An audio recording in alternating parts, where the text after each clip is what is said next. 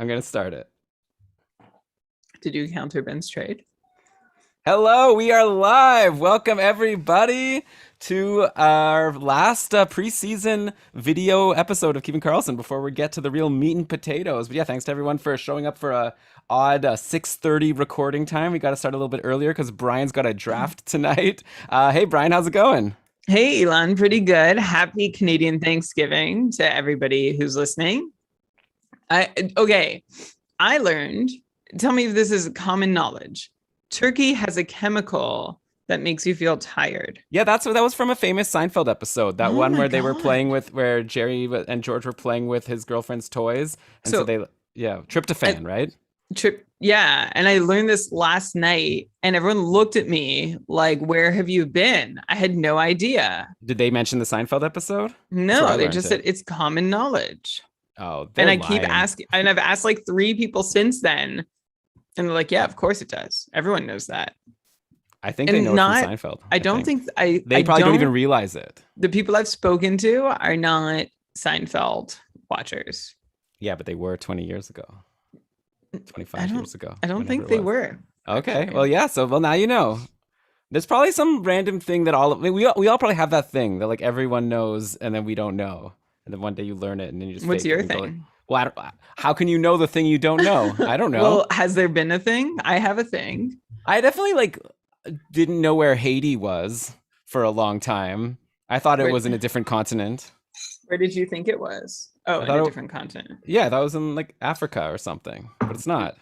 No, Central America. Yeah. Oh, see, you know, and now I know. I mean, it's not that recently that I learned that, but it was after I finished school. I remember at one point I just decided to download this app. It was when I first got my first phone, basically. And, apps were very exciting. And so I decided to download an app of all the countries, like a geography app, basically, that would quiz me. And I thought it would just be fun to learn where all the countries are.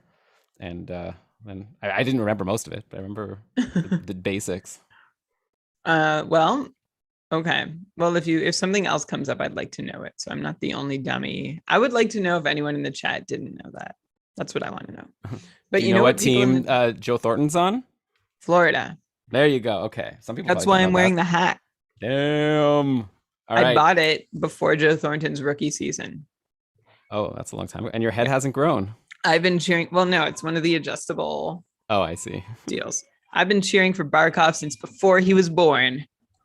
By the way, I don't think there's much you could do about it, but I definitely hear a screaming child in the background. Yeah, unfortunately, there's not. That's part of the 6:30 recording. That's what Mutify is for. And this is a very, very tired child today, so hopefully we get through it without. Yeah, I'll mute. It's all good. Get her to bed. That's what you do, right? Give her some turkey. Give her and some then she'll fall right asleep. She had some turkey, so let's hope so. All right, let's do this, guys. Everyone. Sorry. I've learned from Survivor. Come on in. Yes. Come on in, everyone. Let's go. All right. Yeah. No, this is too stupid. Sorry. Yes! Welcome, everybody, to another episode of the Keeping Karlsson Fantasy Hockey Podcast, the longest-running fantasy hockey podcast in the world, hosted by 2 guys who are both wearing Panthers hats for this recording, and probably if we would have started this podcast today, we'd be calling it Boosting Barkov, because we both have Alex Barkov on our cupful teams.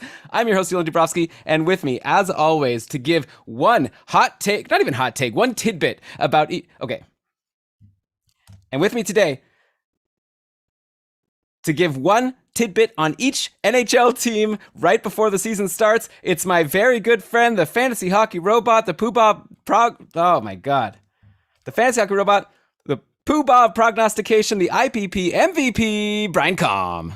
Hello, Elon. Hello, everyone, and welcome to the final preseason episode of Keeping Karlsson for the 2021-22 NHL hockey and fantasy hockey season. We are so excited to be here. And what better way to usher in the new year but to do a little tour around the league. We're going to romp around and find the most interesting tidbit to focus on from preseason, the takeaways we can grab from training camp and the final preseason matchups to help you get ahead in your fantasy leagues right off the bat. We're visiting every NHL city, all 32 of them, to find one piece of information for you that's going to help you, have that edge early on, because so much has changed and you want to know about it before the first game is actually played. So here we go. Yeah, here we go. And of course, take everything with a grain of salt. We're going to be talking about a lot of lines, the latest lines we saw, which should be the most predictive of what we're going to see in the season. But of course, we never know for sure. So you're going to want to be checking out your GameDayLineTweets.com for your most updated lines if we're talking about some specific combination that we're specifically excited about. So we're going to get to all that in just a sec. Of course, first, let me mention that Keeping Karlsson is very proudly presented by DobberHockey.com. That's going to be your source all throughout the season for the latest news and notes and articles and tools. It's all there. If you want to be successful in fantasy hockey, you got 2 rules, okay? You're going to listen to Keeping Karlsson, maybe 3 rules. You're going to become a patron, hang out in our Discord, and then you're going to go to DobberHockey.com every day to check for the latest. It's a really great site, so we're very proud to be presented by them for yet another season. That's DobberHockey.com. But okay, Brian, why don't we just get this show on the road, go to Anaheim. We're going to just go alphabetical through the league, as we often do. It's become a tradition. I think we've done this like every summer right before the season. So, okay, in Anaheim, there's only one guy that we've got to talk about, right? And that's Trevor Zegras. Killer training camp for Zegras, 7 points in 5 games, 3 points in the final game versus LA. He's been playing on a line with Rickard Rakell and Adam Henrique. So he dominated the AHL, the World Junior Championships last season. Like, basically, we know that Zegras is a high pedigree guy that we've been excited about for a while. He comes in already, training camp's looking good. So, like, how excited are we for Trevor Zegras in his rookie season? Like, can we maybe set a new standard? I know we're going to think, like, oh, it's the Ducks. Like, how good can anyone on the Ducks really be? But this is Trevor Zegras. How long has it been since the Ducks have had someone like this? So yeah, what do you think, Brian? How excited should I be? Well, you say it's been a while since the Ducks had anyone like this, but I remember the Troy Terry hype, Elon. I was there. And it didn't pan out. No, but I'm not comparing. This is new. Trevor Zegras is at a new level of hype and a new level of believability compared to Troy Terry. Like you said, he tore up the AHL last season, 21 points in 17 games. And that was his pro debut, right? He came straight out of college into the AHL. And then in the NHL, his numbers didn't look that impressive. 13 points in 24 games for Trevor Zegras. But he actually paced for almost 45 points thanks to those point totals, and had 0 power play production in that NHL time. So to have a 45-point pace before your power play production is a pretty nice spot to be in, which is why I am, maybe uncharacteristically, buying into some of the hype around Trevor Zegras, because if he can just even keep up those 45-point pace at even strength, plus add in, it's not too much to ask if you're on the top power play for 15 power play points. 60 points is suddenly well within reach for Trevor Zegras. Of course, we're taking that half point per game pace that Zegras had last season from a pretty small sample, but it's also a very modest mark to ask him to match. Plus, with Zegras, I do like that he has a finisher in Rickard Rakell already by his side, ready to do stuff with. By the way, this is also good for Rickard Rakell, who, if you've given up on in the past, it's time once again to get your Rakell stocks low while you can, because I think having Trevor Zegras in the middle of his line is going to be the best thing that's happened to Rakell for the last few years. Of course, Adam Henrique is the third piece there. He's the guy who pretends to be a two-way responsible player. I'm not sure how two-way responsible Adam Henrique is, but I think he's at least a steady presence. I don't think he's going to toss the whole line in the trash. So yeah, I'm really excited for Trevor Zegras this season. The only thing I'll say to temper expectations, because it's what I do, on that power play, I said just 15 power play points. I just want to validate that by saying, nothing is a slam dunk with his Anaheim power play. You've got Jamie Drysdale as a rookie quarterbacking it, and you've got Ryan Getzlaf and Maxime Comtois both filling out the unit. Not that there's anything wrong with either one of them, but both, Getzlaf is on the other side of having proven himself, and Comtois is on, the other side of not yet having proven himself. So we'll see how well that top power play unit does. It's been a while since it's really clicked in Anaheim, but that's why even with a modest 15 power play points for Zegras, he's a really fantasy relevant player. Yeah, should be interesting. And also, a lot of people were expecting Comtois to be on that line with Zegras and Raquel, but no, lately it's been Adam Henrique. So we'll see if that changes. If not, Henrique's always that guy that, is available at the top of your free agent list. And if you have a good schedule in a week, he's not that bad. And if he's going to be on the top line with this Trevor Zegras that we're all excited about, just don't forget about him. Put him on your watch list. I'm not saying to grab him right away. All right, let's go to another A team, the Arizona Coyotes. I guess one piece of news that came out today is that Phil Kessel's looking like he's going to play in the season opener. So that's kind of exciting. I guess for whatever that's worth. I don't know how many goals this team's really going to score, but obviously Kessel has a lot to prove to try to get out of there. I remember in my interview with the beat writer for Arizona, the talk was all like, if Getzlaf wants to get traded, if Kessel wants to get traded, he's going to have to play himself into getting traded for a contender to want to take him and his contract for the second half of this season. But okay, the other interesting news out of Arizona, I guess, is that Joseph Kozhinash, we expected him and Carter Hutton to be the goalie tandem, but Kozhinash got sent down, and now we have a new, I guess, backup or tandem goalie in the mix in a guy named Karel Vejmelka. So he's going to be in the tandem with Carter Hutton. I don't know who this is, Brian, so I'm just going to give you a classic. Who is Karel Vejmelka, and should we expect him to have a decent chance at stealing the starting job from Carter Hutton? I mean, he's Carter Hutton, right? And to be fair, Hutton played only a game and a half in preseason, but he actually looked pretty good, 945 save percentage, but that's probably worth absolutely nothing for such a small sample size. But yeah, I would think if you want to get a goalie that has potential to do something, maybe this is more like a dynasty league thing where you could stash someone who hasn't played a minimum number of games or something. We should just have this guy on our radar, right? Karel Vejmelka. Yeah, I think it's Vejmelka. Oh, okay, that's much better. Vejmelka.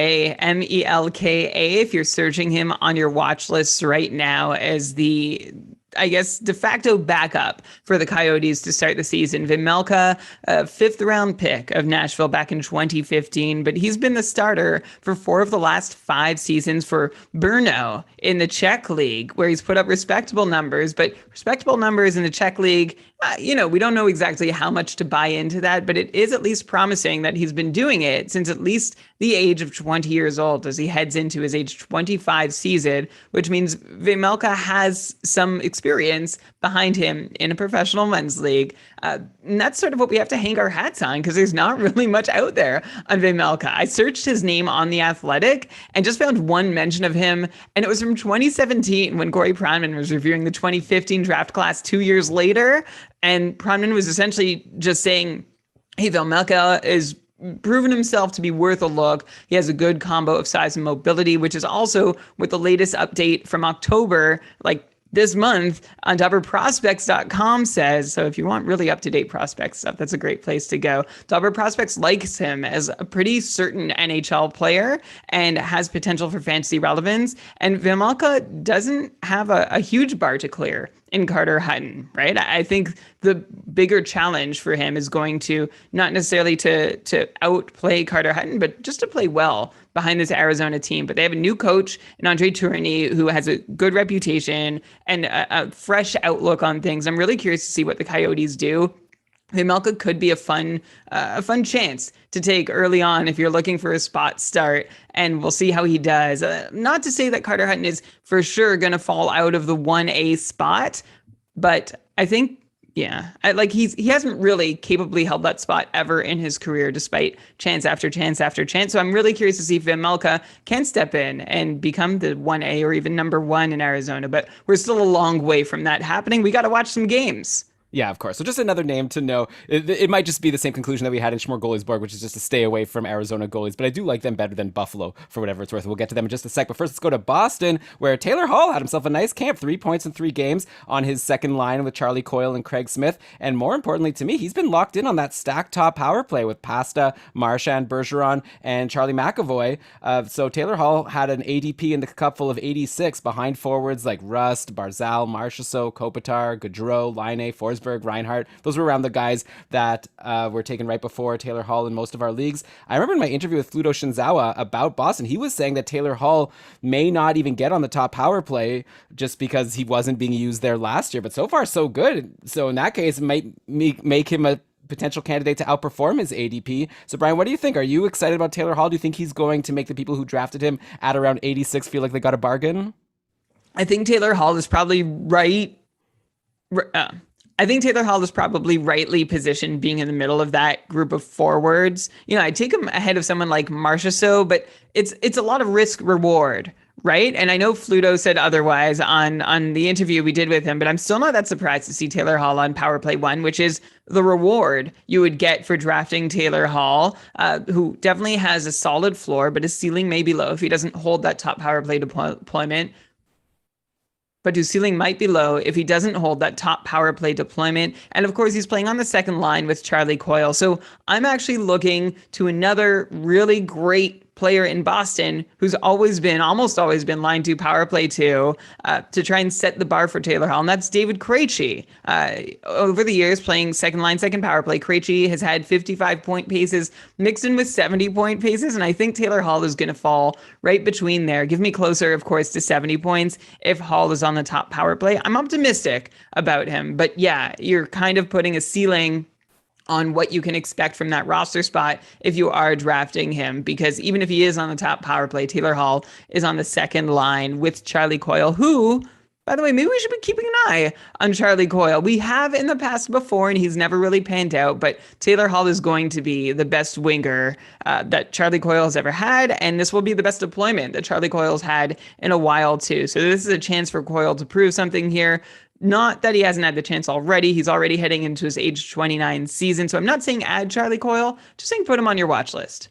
Yeah, I agree. Similar to Adam Henrique, right? We've got some guys that are playing in good spots. We haven't really seen them ever like take off as fantasy studs, but who knows? Maybe this year there'll be some runs where you're going to want to add these types of players, and that's what we're here for, to let you know about them. And by the way, no surprise to me that Charlie Mcavoy is on that top power play, right? This season, I'm telling you, this is going to be his big offensive breakout season. He's finally got the job. He's not going to lose it. If somehow your league mates don't know this yet, now's your maybe last chance to get him for somewhat cheap in a trade before he starts taking off, just like, Torrey Krug or whoever used to do in Boston when he was running that top power play. Okay, so over to Buffalo. Cody, I'm busy. Okay, over to Buffalo. Let's go and talk about their crazy goaltending tandem, which is Craig Anderson and Dustin Tokarski. So a surprise there, just like in Arizona. Aaron Dell, we thought was going to be in the tandem with Craig Anderson, but no, he got sent down to the minors or waived or whatever. So yeah, like Anderson and Dustin Tokarski are your goalies. So you can have a little game and try to bet on who's going to be better between that tandem and Carter Hutton and Vejmelka, whatever his name was. So I don't even know what to say about these Buffalo guys. They stink. So, okay, but by the way, also speaking of stinky Buffalo players, anyone who thought Victor Olofsson would be a decent late draft pick, FYI, he was skating on the second line today on Sunday, second line today, which is Monday, centered by Tage Thompson and Rasmus Asplund. Yes, that's the second line, I guess. Then you've got Casey Middleset, Jeff Skinner, and Vinny Hinostroza on the top line. So Olofsson couldn't bump Hinostroza from that spot. So make of that what you will. I'm definitely not too excited. Like I said in my short shifts episode with Ben, I'm not excited about any Buffalo Sabre. That even includes Rasmus Dahlin. Sorry. Victor Olofsson was already on thin ice, like any Buffalo player in most drafts. He and Dahlin are the only Sabres getting drafted, and you could make the argument still that whatever line Olofsson is on is line number one. Like Skinner and Middlestat, sure, could and should both be good if everything breaks well for them, but it might not. They might not be any better than Tage Thomas. They might not be any better than Tage Thompson or Rasmus Asplund.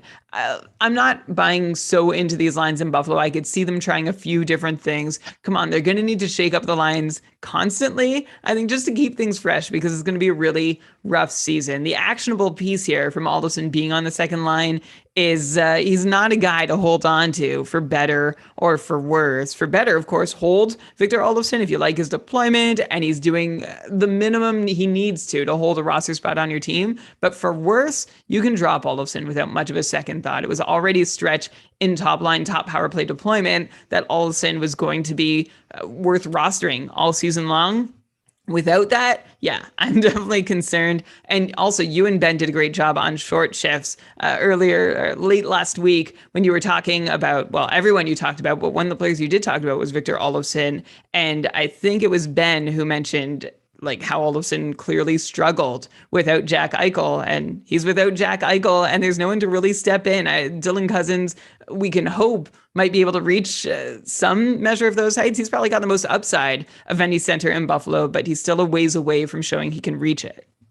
Yeah, for sure. By the way, Shams is letting us know in the chat here that Olofsson apparently was coming off of injury and was having some trouble in practice today. So maybe if you're about to drop Olofsson, hold on, wait a day. Maybe he'll get an IR eligibility and you could just stash him instead of dropping him. Or just like, give him a game or two. But yeah, I'm not too excited about him. Okay. Shams, by the way, in the chat, who just dropped that live update, also runs our Game Day News NHL Twitter account. If you want all the most, if you want all the most up-to-date, fantasy relevant news directly delivered to your Twitter feed at Game Day News NHL. Brian, you're like just swallowing and making like weird noises while you talk. Just start the whole thing again with Shams. Okay, all right. Sorry, I took a drink of water and it didn't go well.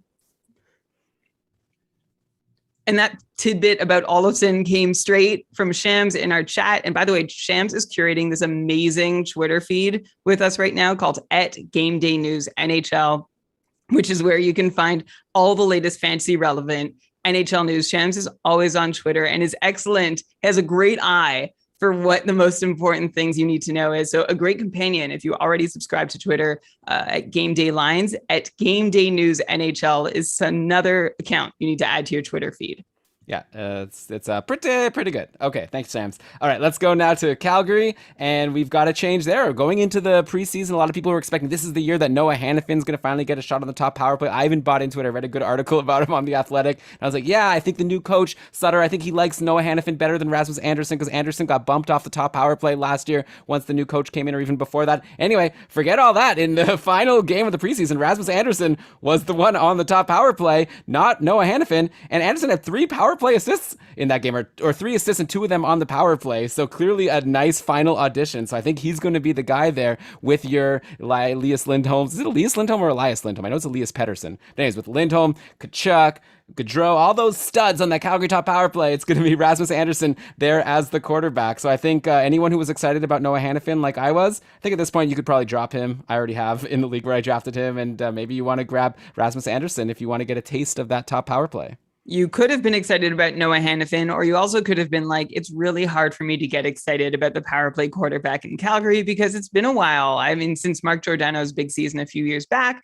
that they were really fantasy relevant. We went through a whole season last year of even the guy when they were quarterbacking the power play, and it was mostly Rasmus Andersson, was barely worth rostering even while in that spot. So I think Calgary is rivaling a team like the Islanders for having the most boring blue line options. Obviously, I want a top power play quarterback, but for both Andersson and Hannafin, that these still may barely even be worthwhile if they're in that spot. So my message here is don't let Rasmus Andersson, or if it turns out to be Noah Hannafin, snooze on your roster just because they're top power play. That was a mistake last year. So whoever is the Calgary power play quarterback, if they're on your roster, be on guard and make sure they're actually delivering you fantasy value instead of just assuming they are because of their deployment.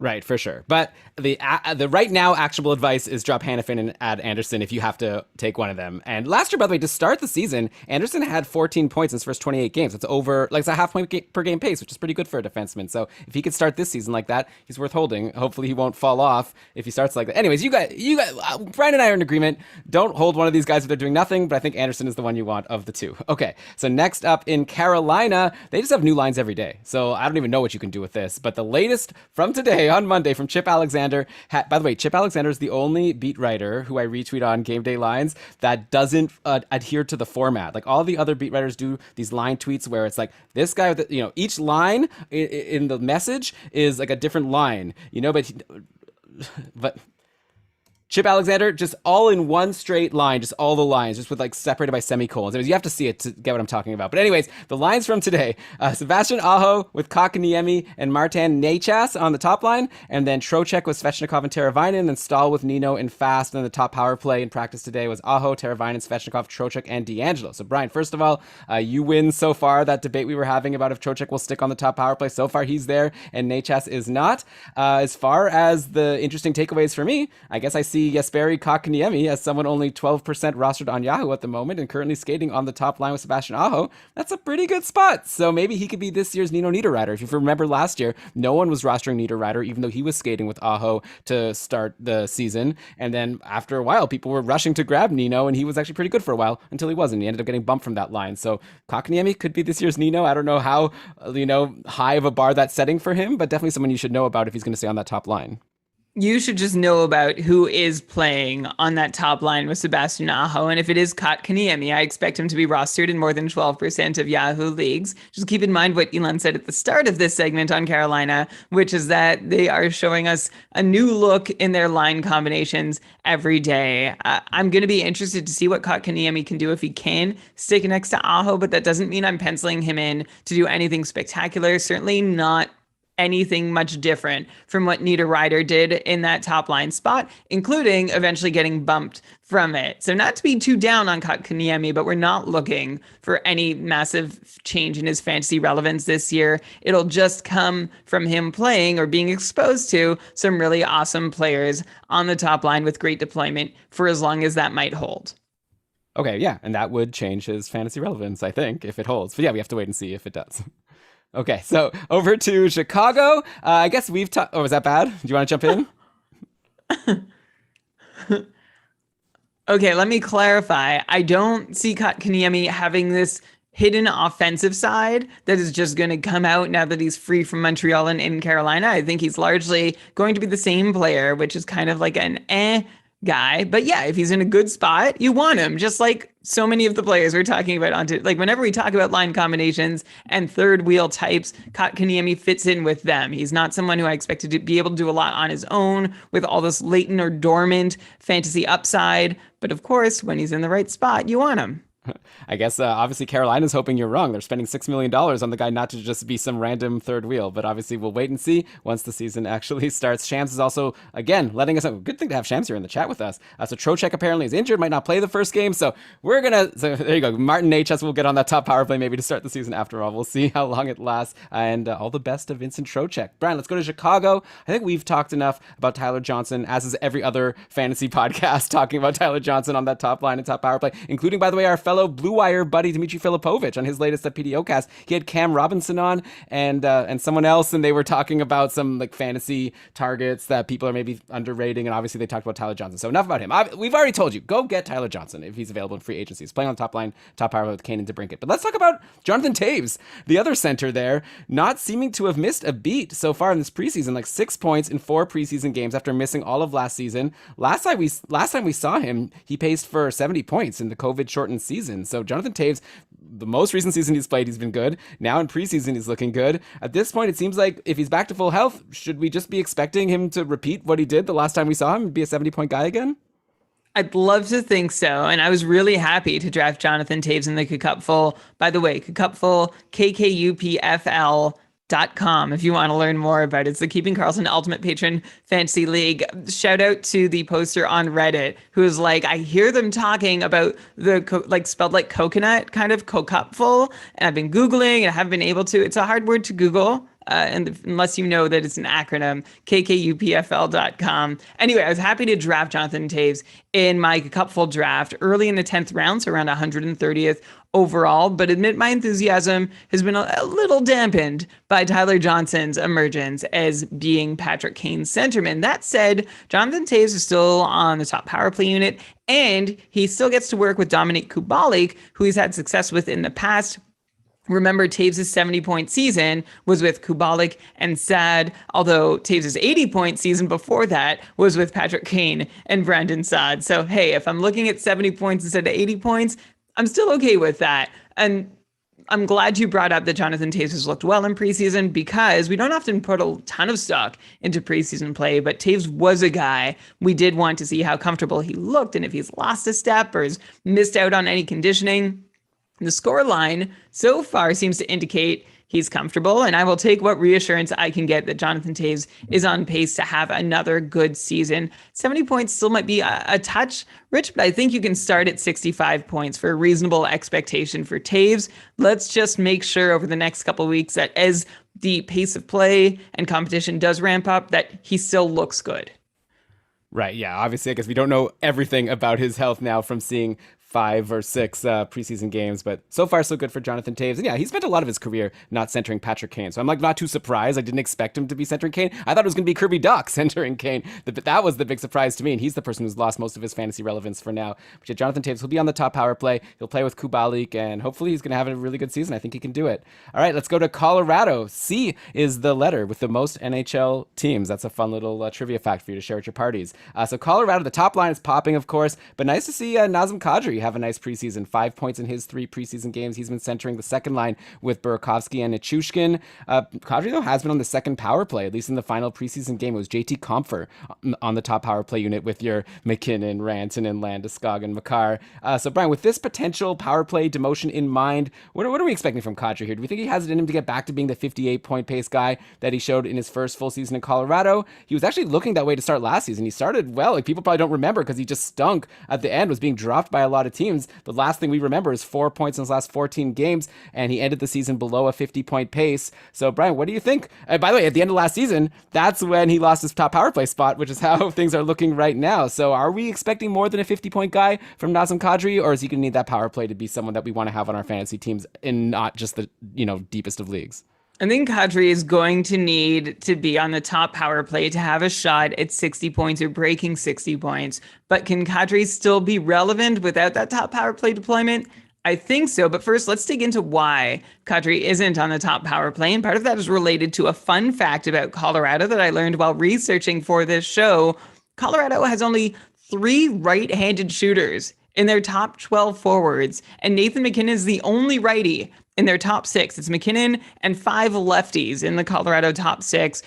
Colorado beat writer Peter Bow suggested that Colorado wants a righty, though, playing in the bumper position on the top power play because the defensemen are drawn to MacKinnon on the left-hand side, and they think that will be useful. Well, that only leaves, aside from MacKinnon, JT Compher and Logan O'Connor as your right-handed option. So I think JT Compher could be a fun, maybe Chiasson, Kalornish type who can get 40, 45 points with top power play production if he holds there. So that's one piece of this Kadri news to be keeping in mind. As for Kadri himself, I've actually seen him hanging out at the top of the draft board in the ones that I've been doing so far. And that's because last year was, as you mentioned, Elon, mostly bad for him. On the score sheet, it was Kadri's poorest point pace since 2014-15. But under the hood, you see for Kadri a career low shooting percentage and a near career low on ice shooting percentage. And on top of that bad variance, Kadri was playing really well, 5-year highs in his shot and shot attempt rates,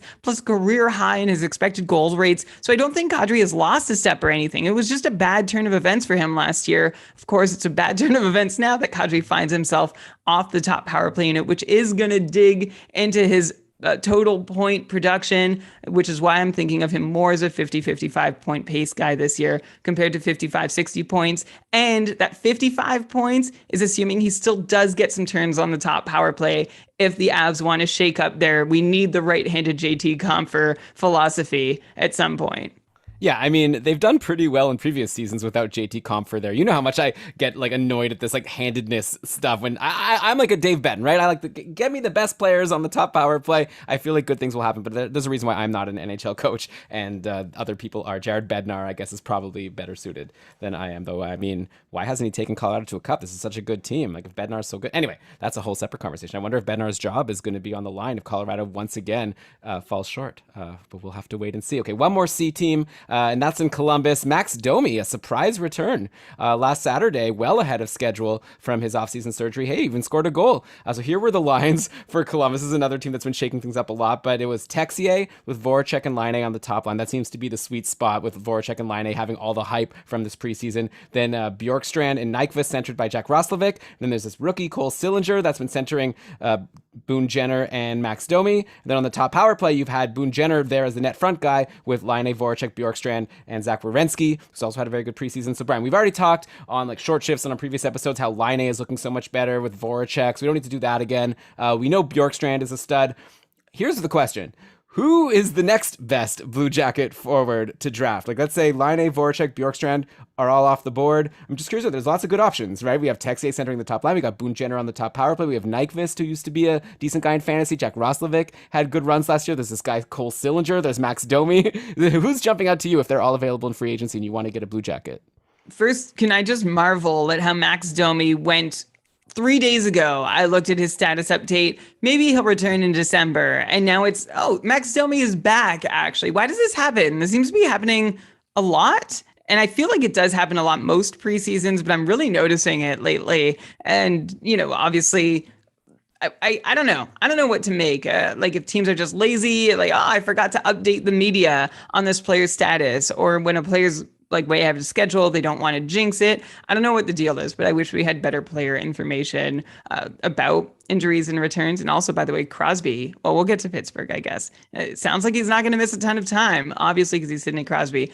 Okay, I just want to talk about Max Domi for a second. I think he gets a shot on that top line between Laine and Voracek, but I don't think Columbus has a ton of patience with him. And based on Domi's player profile, which is somebody who is defensively completely irresponsible, that doesn't seem like a good fit for someone like Patrick Laine, who has that sort of pigeonholed characteristic himself too. Jacob Voracek is known to be like reasonably responsible, but certainly not Laine, and it feels like Domi might just be compounding the danger that line poses on the defensive end. So I would be surprised if Domi spent a lot of time between Laine and Voracek. I think Texier and Roslovic are more likely to help anchor that top line and shore up any defensive deficiencies that is going to get Laine and Voracek into trouble if they don't have that steady, solid center presence between them.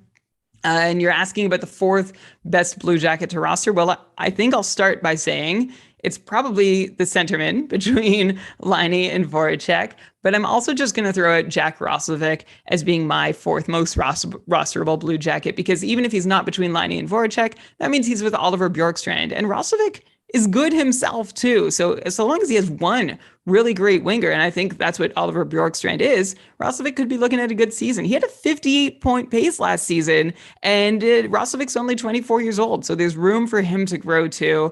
I see him sort of languishing in free agency in a couple pools I'm in.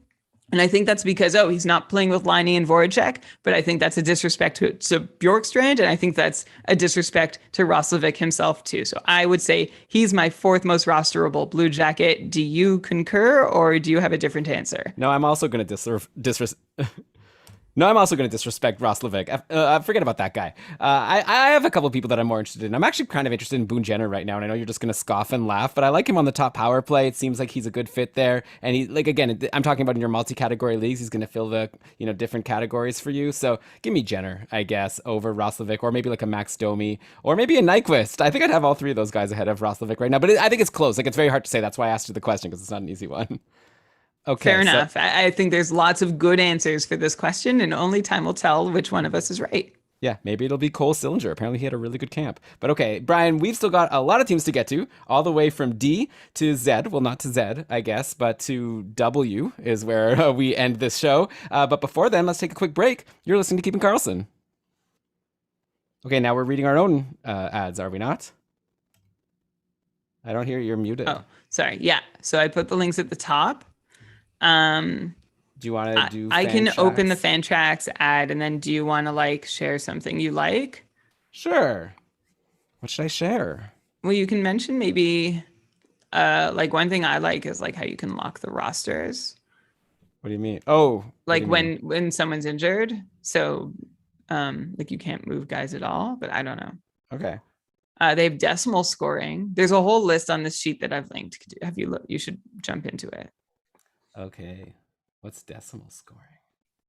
Keeper lock. I guess if you wanted to have 0.5 or...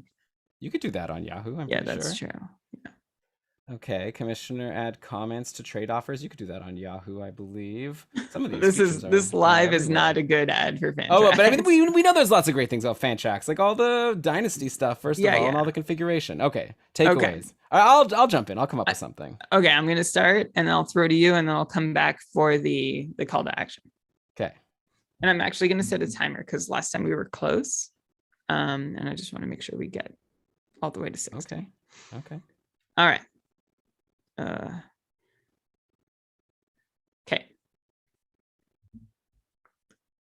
This episode of Keep It Karlsson is proudly presented by one of our sponsors this week, which is Fantrax. Fantrax is the most customizable fantasy platform in the industry, offering the greatest fantasy experience for your dynasty and keeper leagues. They also do redraft. They also do best ball. But because of the customization and power that Fantrax offers, we know people who swear by them, and we swear by Fantrax ourselves to run our deepest and most complicated and competitive dynasty and keeper leagues. If there's anything that you find missing in your current platform, a feature, a scoring category, something, Fantrax likely has it, because Fantrax is always running and always adding features. Fantrax is also always on, by the way, even in the off season. Your league is active. You can play, you can draft 365 days a year, which you can't say about a lot of the other platforms. And that's just the start. Yeah, one thing I even like about Fantrax is this is the little things, right? Just that you could customize everything. You could even set your waiver time to not be like the random 3 a.m. that Yahoo has Eastern time on Fantrax. You can set it to a time when you're actually awake, which I think is handy. You can set all the like these different configurable playoff schedules if you want to have like funky playoffs for your leagues. I remember Brian in the couple used to have some funky playoff schedules where, anyways, yeah, you have that. It's all there. So basically, if you're a GM of a league and you want to have control of every little setting, Fantrax probably has that setting for you. It's a really great platform. And if you have not tried Fantrax before and you'd like to, there's no better time than now, because they're actually they're going to dangle a little carrot for you. That's right. And if you've never joined Fantrax before, if you haven't tried it, now is a great time to do it, because they are going to dangle a little carrot for you. If you sign up for free today at fantrax.com/keeping, you're going to be entered to win an official NHL signed Nathan MacKinnon jersey. All you need to do is sign up and start a new account at fantrax.com/keeping today. Again, that's fantrax.com/keeping to get started with the most customizable fantasy platform in the industry called Fantrax. Oh yeah, another thing I like about them is that when you contact them for support, they like respond right away. Which is really handy, because sometimes you need a little hand. They told me today why Urho Vakanainen didn't have a flag beside his name. I was wondering, like, come on, where's my flag? Well, it's because he's in the minors. So the minors people don't get flags like that. I'll bet you Yahoo wouldn't have told me that. Anyways, okay, go Fantrax. What's next? Okay, that was so long. Now that I timed it, now I'm paranoid. Okay. Are you on the underdog read? Yeah, you could do it again. I'll just jump in again. Just throw to me to like say some things I like. I'm going to talk about how drafting is so fun. Okay, great. This episode is also brought to you by Underdog, who is also... This episode is also brought to you by Underdog, another incredible place to play fantasy hockey. Let's talk about Underdog, which is the easiest place to play fantasy sports. On Underdog, you can join a league, draft an NHL squad in minutes, and that's it. You don't have to worry about setting your lineup every day of the season, because Underdog plays best puck. They give you your best score each week, regardless. You don't have to worry about rejigging your lineup all the time. It's so easy. Just draft your team, and then you don't even have to set. You can just forget and watch the points. Start over. Yeah. Okay. Here we go. You said the same thing like 3 times. I'm sorry. Okay. Wow. This is usually we're better. Okay. We have the words written. This episode is also sponsored by Underdog. Let's talk about fantasy hockey on Underdog, the easiest place to play fantasy sports. On Underdog, you can join a league, draft an NHL squad in minutes, and that's it. No more worrying about setting your lineup every day of the season, forgetting to do that, because Underdog gives you your best score each week. It's best puck. Yeah, also what I like about Underdog is you just draft. We've all done our fantasy drafts by now. I'm kind of like missing it. Like I have all these rankings. I want to do some more drafting. You can go do that on Underdog. It's like playing daily fantasy if you want. Like they have different, they have the like season long things. They also have the daily stuff. But the way you play is you draft against other people, which is just so fun to just sit down, have a draft. And I feel like if you're listening to Keeping Karlsson, you're probably going to do pretty well, because we know about Tyler Johnson. Those regular people, they don't know about Tyler Johnson. We've talked about how drafting may or may not be the most important part of the fantasy season, but I think we can agree that it might be the funnest part of the fantasy season. And that's why at Underdog, you can do that as many times as you want. So with Puck Drop, right around the corner. What are you waiting for? Go to underdogfantasy.com or the App Store or the Google Play Store and sign up with the code KEEPING, and that'll actually get you your free entry into the Best Puck Classic 2 today. That's a giant Best Puck tournament you can enter. It's about 44% filled, and registration closes October 12th, later in the evening, right around puck drop. So again, all you need to do is go to underdogfantasy.com, sign up with the code KEEPING, and you'll get your free entry into the Best Puck Classic 2 today. Also, Brian, correct me if I'm wrong. Don't you also, if you use the offer code KEEPING, you're going to get your first deposit of $10 matched? You're going to get $10 free in bonus cash. Isn't that true? It is true. And what's really convenient about that is joining the Best Puck Classic 2. The entry is $10. So yeah, you're getting free entry into the Best Puck Classic 2, where you can win $25,000 in total prizes. And that is another reason why you should go to underdogfantasy.com and sign up with the code KEEPING. All right. Thank you, Underdog. Thank you, Fantrax. Let's get back to the show.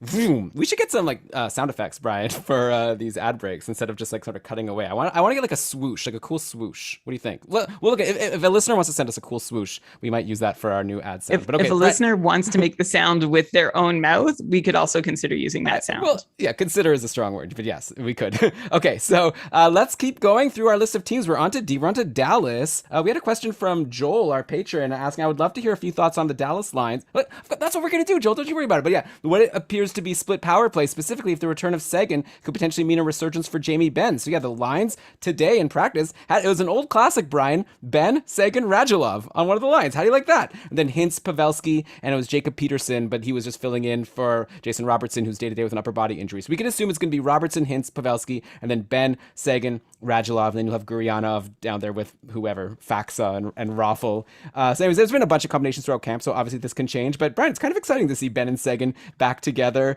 And, we've talked about a lot of these guys already in the preseason over the summer. I don't think we've really talked too much about Jamie Benn, who was actually not so bad last year. 35 points in 52 games. That's like around a 55-ish point pace. Kind of feels like the best case scenario to me, to be honest, though I do like the idea of him playing with Seguin again. And we know that they used to have so much chemistry together, but come on, we're not going to expect Ben to have a real resurgence, right? Like maybe just staying fantasy relevant all season long is the resurgence that we're hoping for. First, a little bit of trivia or nostalgia, because Benn, Seguin, Radulov definitely takes me back. I don't know if you remember, Elon, but there was, I'm sure you remember, there was a time in Keeping Karlsson where we were constantly trying to guess the third piece of Benn and Seguin's line. And I'm wondering, before it became Radulov, do you remember who it most often was? It's like if you gave me multiple choice, I would definitely know it, but the name escapes me at the moment. Okay, so I know he went to Anaheim, right? And then we thought he'd be good, but then he kept on getting injured, and it was too bad.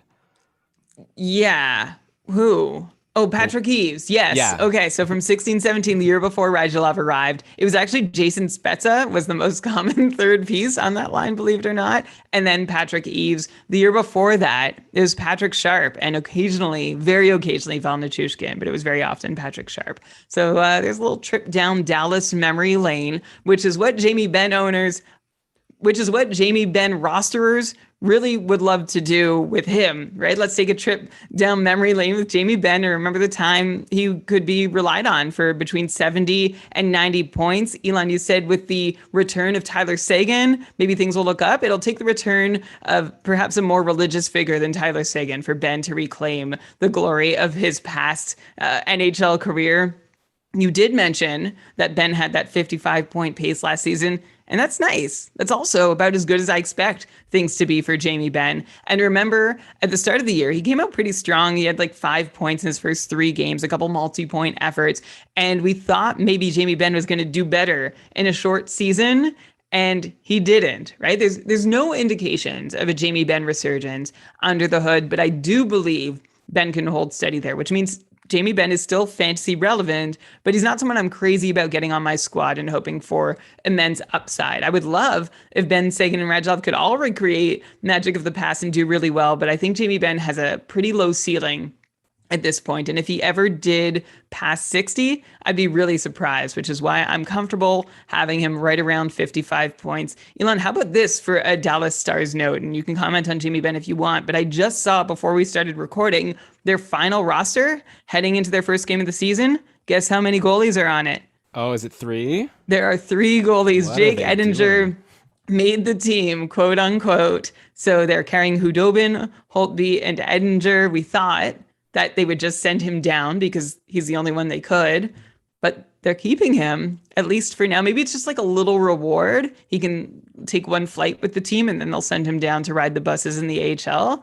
I don't know if there's anything to make of that, though, except it's really bad for anyone who tried to grab the tandem in Hudobin and Holtby. I think it's cute that you're saying the reward is that he gets to fly with the team. Like you get to hang out with the adults. Yeah, I don't know. It's very weird. I wonder if they're like planning on making a trade, right? That would make the most sense. There's definitely a lot of teams with really crappy goalies, like Edmonton, who's their backup right now. Who made the team for Edmonton? Mikko Koskinen. Is it? I know Stuart Skinner was also, but in the end it was Koskinen that made it. Anyways, I guess I haven't seen the final roster and I'm working on an assumption, but Hudobin could be useful in a few places in the league. Buffalo, Hudobin perhaps. or Holtby, right? Like either of these guys, I'm sure they'll be happy to trade one of them because clearly Jake Edinger is just too good to be in the minors. We'll have to see what Dallas actually ends up doing and whatever happened to Ben Bishop. I remember he was like practicing and they were saying how he might even make it. Yeah, another super weird situation where Ben Bishop may play in the preseason. What? He wasn't supposed to be back for another 4 months or more. And I was reading about it. Yeah, he might feel comfortable. He needs to get into a game situation to really know where he's at. And of course, that never even happened. So there was a league where I added him and dropped him because I don't have a lot of room in IR. And so we just continue waiting on Ben Bishop. But it's like a curveball. I was ready to just forget about Ben Bishop until I started hearing of him coming back. And all of a sudden, I'm like, do I need to respond sooner? But apparently not, especially with Dallas holding on to 3 goalies. Yeah, well, and then on TweetDeck, I actually started a column of Ben Bishop just so I could see the latest Ben Bishop tweets. And now with like not even talking about him, it's like he's been excommunicated. Like yeah, he's like he never disappeared. Okay, well, we'll see if we ever hear. I have him on my IR in Cupful because around the time after we drafted, I thought it would be good to stash him if he was going to play because just a couple years ago, Ben Bishop was one of the top goalies in fantasy, and now it's just he's disappeared. But okay, let's go to Detroit now, and we already talked about Lucas Raymond on the latest short shifts with Ben, but the update is Lucas Raymond has made the team in Detroit. He's been skating today in practice on the top line with Larkin and Bertuzzi, so that advice from that episode of short shifts holds up. Go get Lucas Raymond. He's a top liner on Detroit, taking the spot that Verano was going to have. So we already talked about that, though, so we don't need to dig too much into him. So the guy I want to talk to you about, Brian, is Moritz Seider. Check out this preseason line. He played 6 games. He had 3 points, a goal and 2 assists. 2 of those assists on the power play. He's been being on one of the 2 power play units. 4 hits in the 6 games, 11 blocks, 12 shots, over 21 minutes of ice time. Over 21 minutes of ice time, Brian. This guy screams solid depth D with upside to me for his rookie season. Like the future, he might be even better. But Moritz Seider is looking so good to me. Like I don't want to get too crazy. I'm gonna throw a really high level name at you, and then a lower level name. But like he kind of screams a little Jacob Chychrun to me. Just like think of what we used to think of Jacob Chychrun going into last season. We thought this is a guy who like I don't know how many points he's gonna get on Arizona. He's not on the top power play, but he's really good for your shots and your hits and your blocks, and he's gonna play a lot. So he's like a guy that you probably want to get deep in your league, and he always has upside to do better. And then obviously Chychrun like exploded and was like better than what we ever could have imagined. To go down to maybe a more reasonable place, I see Moritz Seider maybe as like a Ryan Pulak as of now. Someone that we know is going to be 35, 40 point guy, but still he's getting drafted all over in bankers leagues, right? Because he's great for blocks, he plays a lot. So that's like I just think you need to at least have Moritz Seider at the Pulak level in your brain, and I think he has the upside to start climbing slowly. Maybe not this season, but soon, one day, to Chychrun. So I don't know. Maybe that's too crazy, but I'm excited. Just Moritz Seider should be drafted in your league or rostered in your league if you count hits and blocks and shots. Okay. I'm not sure I totally agree with you here. He could be a great category filler. I wouldn't put him quite in Chychrun territory because Chychrun is great for his shots, and Chychrun, averages 2.5 shots per game in regular times. In the preseason, Seider has 2 shots per game, which is a start. But Chychrun really, really succeeds from having a lot of volume. Like I see what you're saying about Seider, that he's a good category filler. You see Ryan Pulak. I think that would be a nice case for Moritz Seider. You said put him at the Pulak level. I'd put him just below the Pulak level. I actually, the comparison I throw out for Moritz Seider is Adam Larson as another comparable because, sorry. Do you hear You're that? way off, by the way. All the Detroit people are gonna drag you for this, but continue talking about how Moritz Seider is Adam Larson. Okay, because do you hear that? I don't hear anything. I hear just the sound of silence. Great. Okay. Well, The sound of my anticipation of why you're going to say that Moritz Seider, one of the most heralded deep prospects, is a guy who like doesn't even get power play time. I hear a child screaming, so I just want to make sure you can't. Okay. You're aware that Seider's been on the power play, right? Yeah, but I think Nick Leddy is going to be the top power play. Okay, but Adam Larsson gets no power play. Yeah, I understand. Okay. All right. Continue. Okay. Because like Larsson, Moritz Seider is not, I don't think Moritz Seider is going to be the top power play quarterback right now. You've got Nick Leddy projected there as of my most recent research. And this isn't to say this is Seider's cap. I'm just saying for his current situation, playing a lot of minutes and putting up a lot of peripherals without much power play opportunity, that reminds me more of Adam Larsson in Edmonton when he was acquired, which isn't a bad thing. That can make him useful in leagues where those peripherals are valuable. I'm just not seeing a ton of upside for anyone offensively in Detroit. So to say that someone not quarterbacking the top power play is going to be good for like 40, like Jacob Chychrun or even Ryan Pulock point upside is hard for me to say. And also Jacob Chychrun, we're not even expecting Jacob Chychrun to be Jacob Chychrun again. We talked about him about a month ago. It was one of the players that we're trying to figure out, can he repeat his season from last year? And the answer was, it's very unlikely. I don't know. Maybe. I think that Chychrun actually could be better than we think. We're already done with Arizona. You agreed with me at the time. I know. I've been hearing a lot of talk about how, Arizona, he might just take a million shots and we'll see what happens. But anyways, I just will disagree with this Adam Larsson thing. We don't need to get into a whole debate, but like Adam Larsson doesn't get any power play time, right? Like Moritz Seider's been playing like 43% of the power play time on Detroit. In the preseason, let's see. Shams in the chat is mentioning Leddy's on the top unit, Ronick on the second. So Seider isn't even guaranteed any power play time. Well, in the preseason, it's been Hronek and Seider together on that other power play unit with Leddy on the first one. But we'll wait and see. I'm excited about him.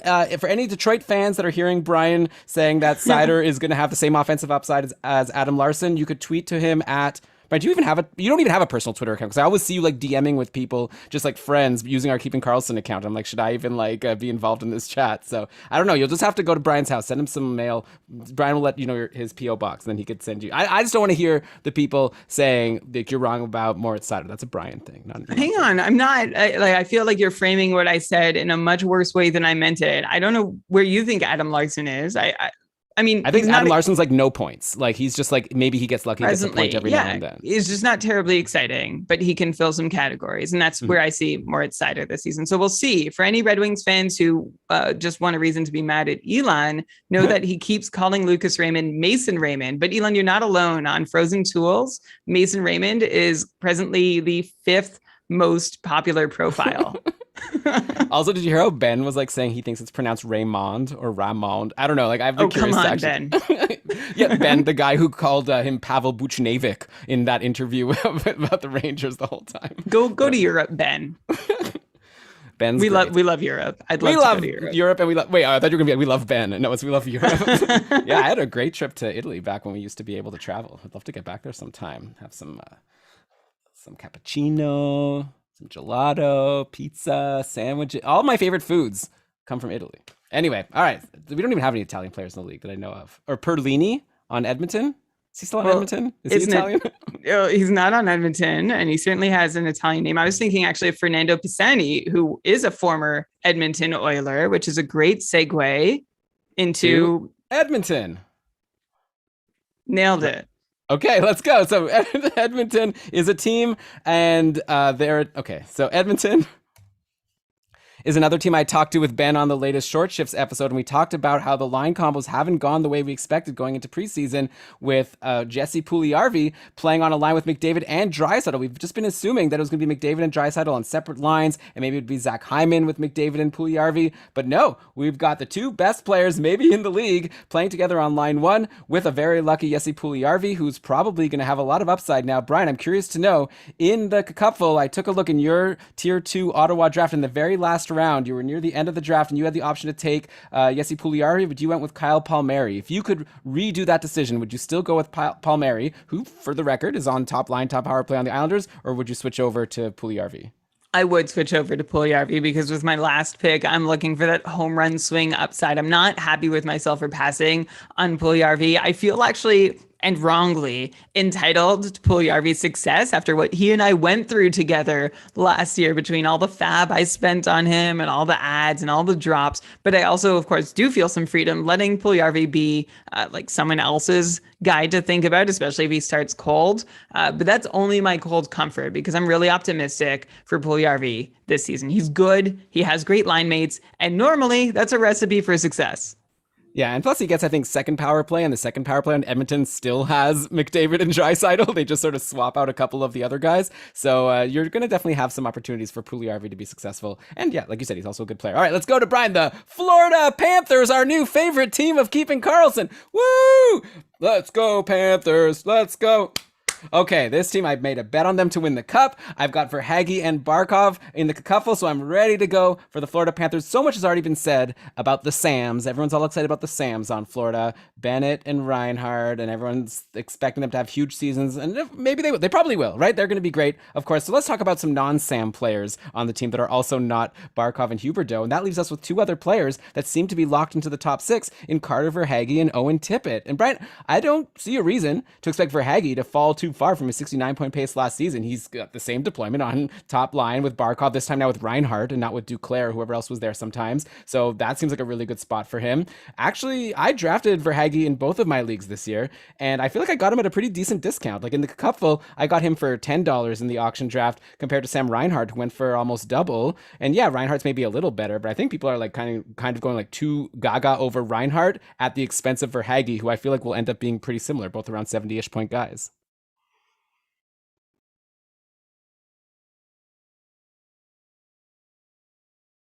Hello?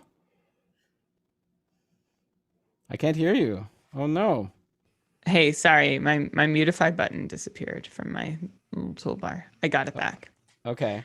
So yeah, you said that you're feeling pretty good about Verhaeghe, even though he's falling to you. Like I basically said that I think that Reinhart is being taken like much higher than him, and I don't think that Reinhart's like that much better. I think they're both around 70-point guys. Yeah. I'm totally with you on Carter Verhaeghe, Elon, who also, he seems to be falling into my lap in drafts that I've been in this year, and people seem to be avoiding him when, to me, he seems to be one of the best players on the board, even if he might not be one of the best players by like the Yahoo ranking or Fantrax ranking or whatever you're using.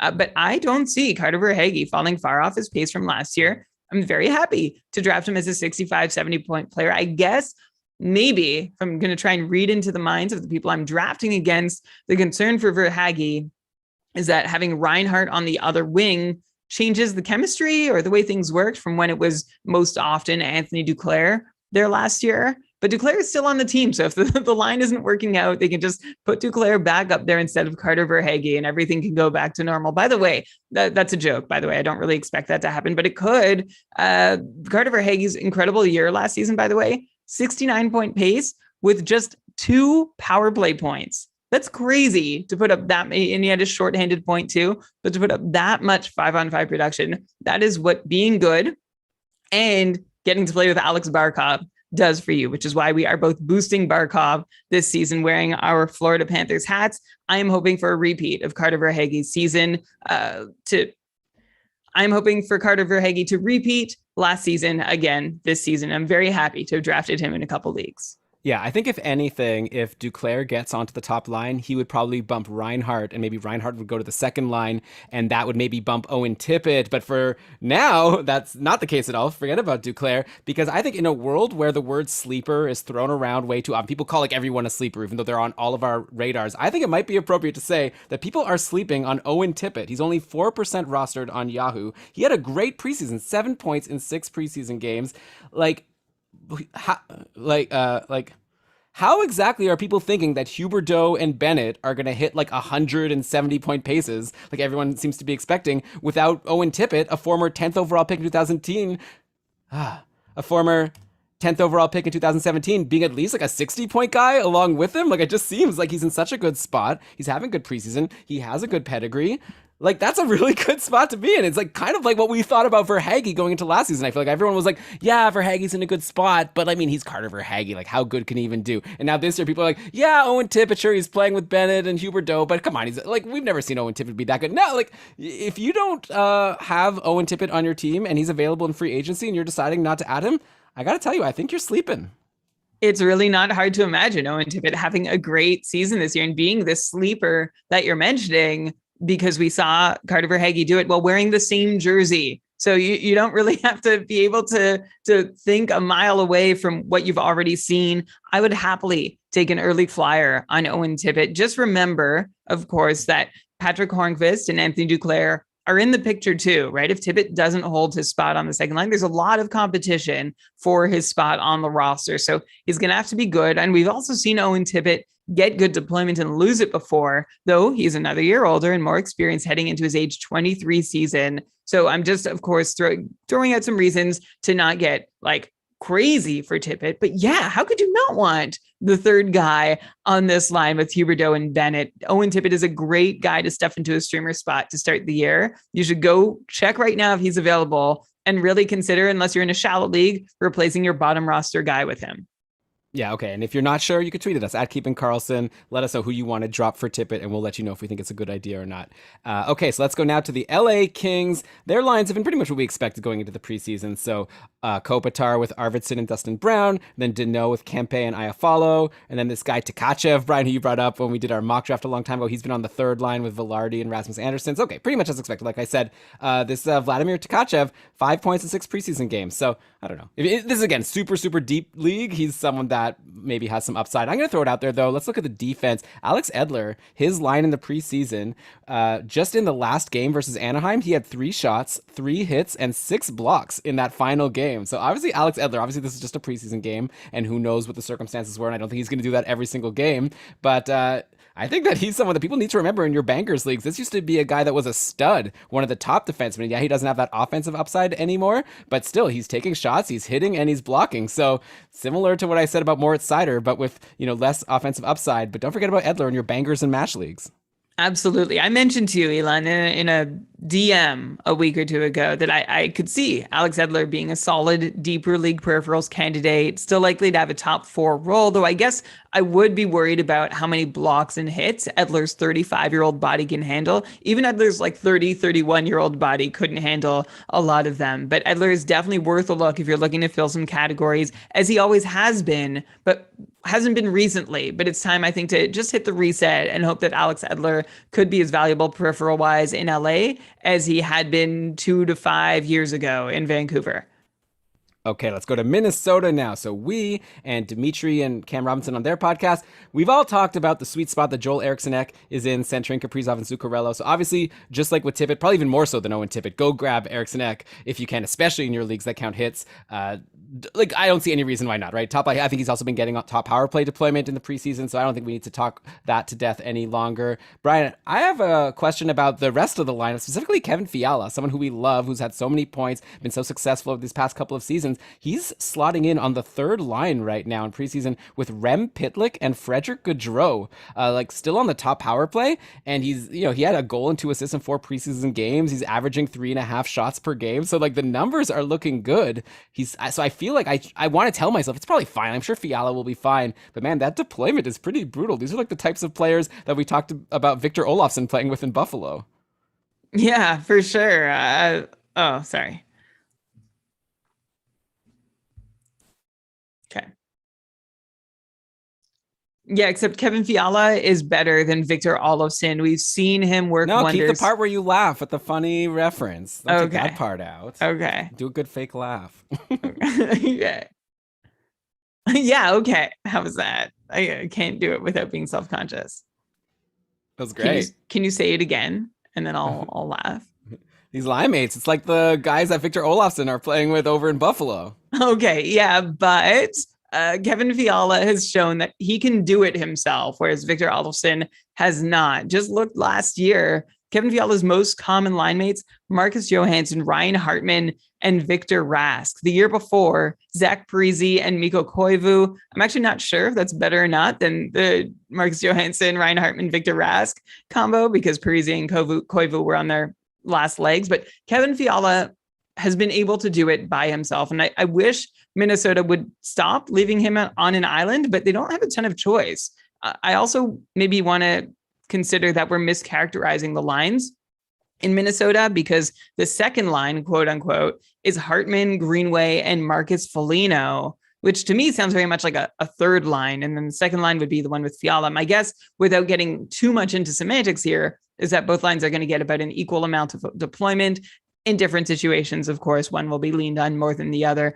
Look, I can't get too worried about Kevin Fiala because he's proven that he can do well by himself before. But my suggestion is you go looking for managers who are worried about Kevin Fiala, because I wouldn't mind grabbing him even with these weak line mates in a weak deployment, what appears to be a weak deployment situation. Fiala has been consistently disbelieved since breaking out, and I think he's just going to prove his worth yet again this year. So this is a good early season buy low opportunity on a guy who, from what I saw last year and the year before, people don't have a ton of patience for Kevin Fiala. So this might be a chance for you to sneak on in there. I like that. Yeah, send this Fiala manager a link to gamedaylinetweets.com !team equals min, and then they'll take it and be like, check out this line that Fiala's on. You really want this guy? And the next thing you know, you're getting a lowball trade offer and you win your league. I like it. Okay, Brian, next up, let's go to Montreal. We already talked again on short shifts recently, which was a great show. Thanks again to Ben Burnett for the great short shifts episode, and Louis Ezekiel for the other. Brian, I love hanging out with the short shifts guys. I still like hanging out with you the most, but there's something about these like quick shows. It's exhilarating, but obviously I'm feeling pretty exhilarated right now too, as you could hear from the tone of my voice. Let's keep going. Montreal, yeah, so we talked about Jake Allen already and how you definitely want to grab him if you want a volume goalie. Like, Carey Price is going to be out for at least a month, and obviously we're wishing him the best and a full recovery with whatever's going on with him. But in the meantime, Jake Allen, he's going to play a lot, so get him if you need volume. In a similar vein to Fiala, though, I want to look at the forwards, and Montreal's been rolling out Toffoli, Suzuki, and Caulfield, and then Drouin with Dvorak and Josh Anderson, leaving Brendan Gallagher kind of out in the cold. He's been playing with Jake Evans and Yoel Armia while we wait for Mike Hoffman to recover, so maybe he'll be some reinforcements on that third line. By the way, the center might end up being this guy Adam Brooks, who Montreal just claimed off of Toronto, who they dropped. So maybe, I don't know, Brooks versus Jake Evans. That might be a storyline of the third line center in Montreal. But either way, not a great spot for Brendan Gallagher to be. So Brian, similar to Fiala, Gallagher is still getting solid power play time, and he had a decent enough preseason, 1 power play goal and 1 power play assist, 9 shots in the 3 games. But it's hard for me to imagine Gallagher doing any better than his 54-point pace from last year from this spot on what I think we can both agree in this case is the third line in Montreal. So what do you think? I'm kind of getting vibes of like Patrick Hornqvist when he was in Pittsburgh. Remember, he was like around a 45, 50-point guy. He would generally be in the bottom 6, get runs on the top power play. I'm just curious, if you have Brendan Gallagher, like, what's your panic meter level at? Maybe that's a silly way to word it, but just like, I'm just curious to get your vibe on Gallagher this season and how fantasy relevant he's going to be. I like that comparison you made between Brendan Gallagher and Pittsburgh era Patrick Hornqvist, who was never quite a 45-point player. He was always just peeking his head up above a 50-point pace. And that's what I see for Gallagher, too. I mean, you look at him and Hornqvist to some extent, good play driver, good shot taker, responsible, but low conversion rates through his career and middling deployment. So Gallagher is not someone I've been drafting for those reasons. He's reliable, but he's not exciting. You look at Gallagher the last 4 years, he's been somewhere between a 52 to 60-point pace. I would just expect this season, for the reasons you mentioned in deployment, that he'll fall on the lower end of that scale. Of course, don't forget that, like Patrick Hornqvist, Brendan Gallagher also gets a nice bump in leagues where his shots on goal are valued, which makes him more valuable than your average 50 to 55-point player. But yes, Gallagher is not someone to get terribly excited about and be hoping for that 60-point upside that we've really hoped we would see in years past. Yeah, he would definitely need, if he could ever take that Toffoli spot on the top line, it would be a different story. But obviously Montreal has different plans for how to use this defensively responsible player in Brendan Gallagher. So too bad for him. Okay, let's go to Nashville now. Brian, remember this guy, Matt Duchene? When I was a young kid, this guy, Matt Duchene, used to be like the star in the league, and then he signed a big like $8 million per year contract for 7 years, and then he kind of just disappeared, and we haven't heard of him since. But you know what?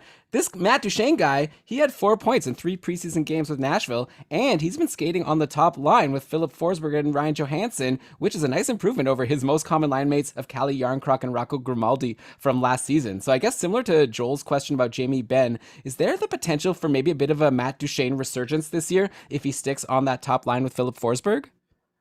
Yes, there is reason, but before we get there, how you said when you were a young kid, I just want like what do you can characterize as young? Okay, it was just a joke, Brian. Like, Okay, because I'm all saying it right. feels like so long ago. You don't Yeah, need to okay, like it does. remember. I mean, like you're like 20 years old or something. I sorry, that's a really annoying argument to make, and I appreciate that Let's you just just let's do it again. okay, all right, I'll just start.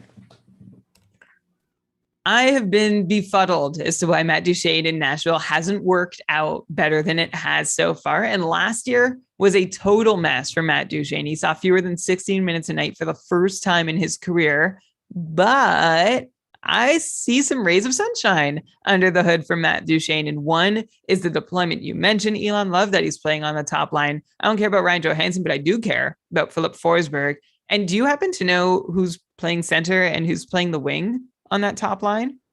I would assume it's Ryan Johansson playing center and Matt Duchene playing wing. That's the latest that I've seen. Yeah, okay. Because I think it might be nice for Matt Duchene to play on the wing. We'll see if he can have success there. I'm not sure if that's a reason to be excited for Duchene, but I'll give you some others.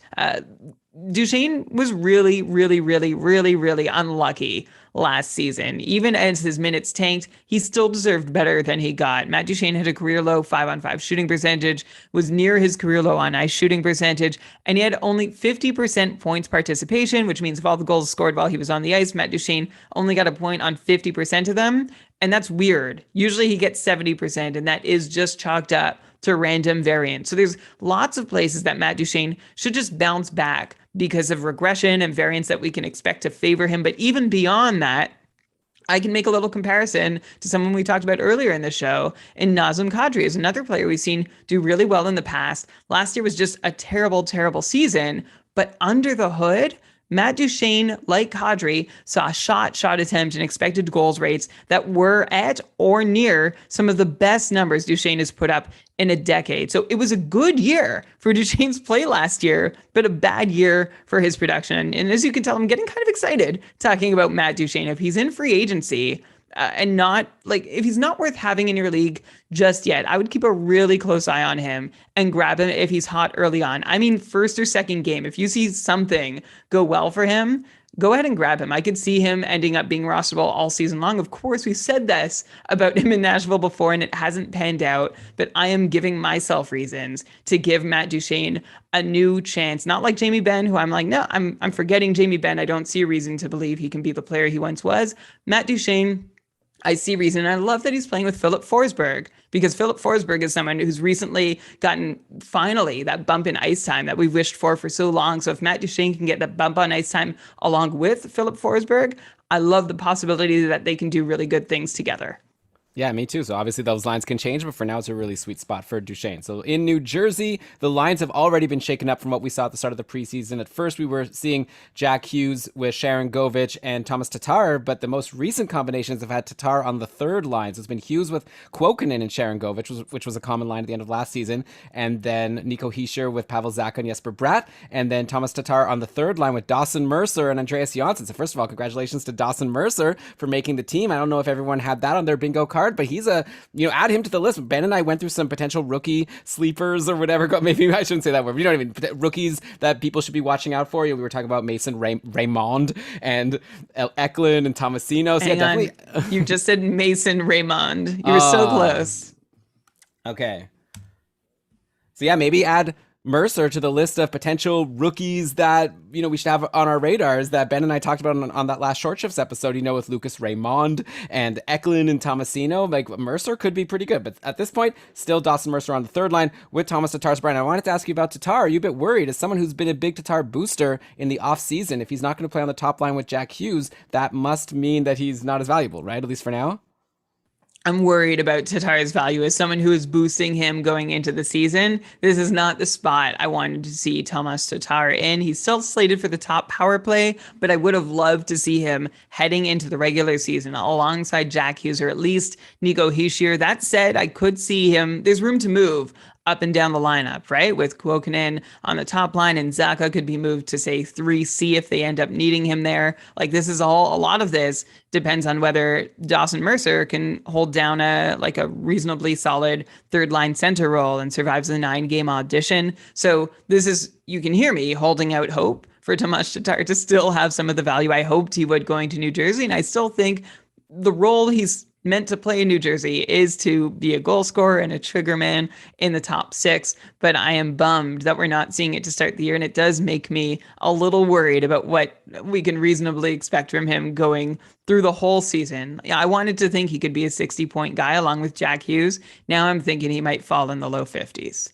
Yeah, obviously the deployment will be key, and Tatar, unfortunately, has gotten the edit over the last couple of years as someone who can't hold good deployment, even potentially gets benched. So we'll see how he fares in a new system. By the way, Jack Hughes, it's your last chance to get him for cheap. I'm telling you, this 60 points that Brian just said, bump that up, I think. Just a hunch. I think he's going to be really, really awesome this year, but we'll see. Okay, so let's go to the New York Islanders now. They've basically been running the same lines all camp. Barzal with Lee and Palmieri, Nelson with Beauvillier and Josh Bailey, and then Peugeot with Parisi and Wahlstrom on the third line. The top two power plays are basically like a PP1A and a PP1B. So I could tell you the names. The guys with Barzal, which generally I like to think of as the top power play, have been Lee, Palmieri, Beauvillier, and Dobson. But then you've had Nelson, Bailey, Parisi, Wahlstrom, and Pulak also getting a decent amount of power play time. The stars of preseason have been Beauvillier and Dobson, I guess. They both have 5 points in 3 preseason games, along with Barzal, who obviously we knew was going to be a star. I feel like this is deja vu from last year, but Brian, is this the year for Noah Dobson to finally keep the role that he's on in the preseason, keep that going into the regular season, and finally have that breakout that we've been expecting from him? Dobson's only 21 years old. He's no longer behind Nick Leddy, and, Eric Gustafsson, there was a chance he was, so he's been already dropped and got picked up by Chicago. So I think this is the time. We thought last year was going to be the time, but now this year I'm especially confident that this is the time that Noah Dobson is going to hold this spot on the power play with Barzal. So Brian, is this the year that Noah Dobson is on people's fantasy rosters from the beginning of the year all the way to the end of the year without people questioning if they should drop him or not?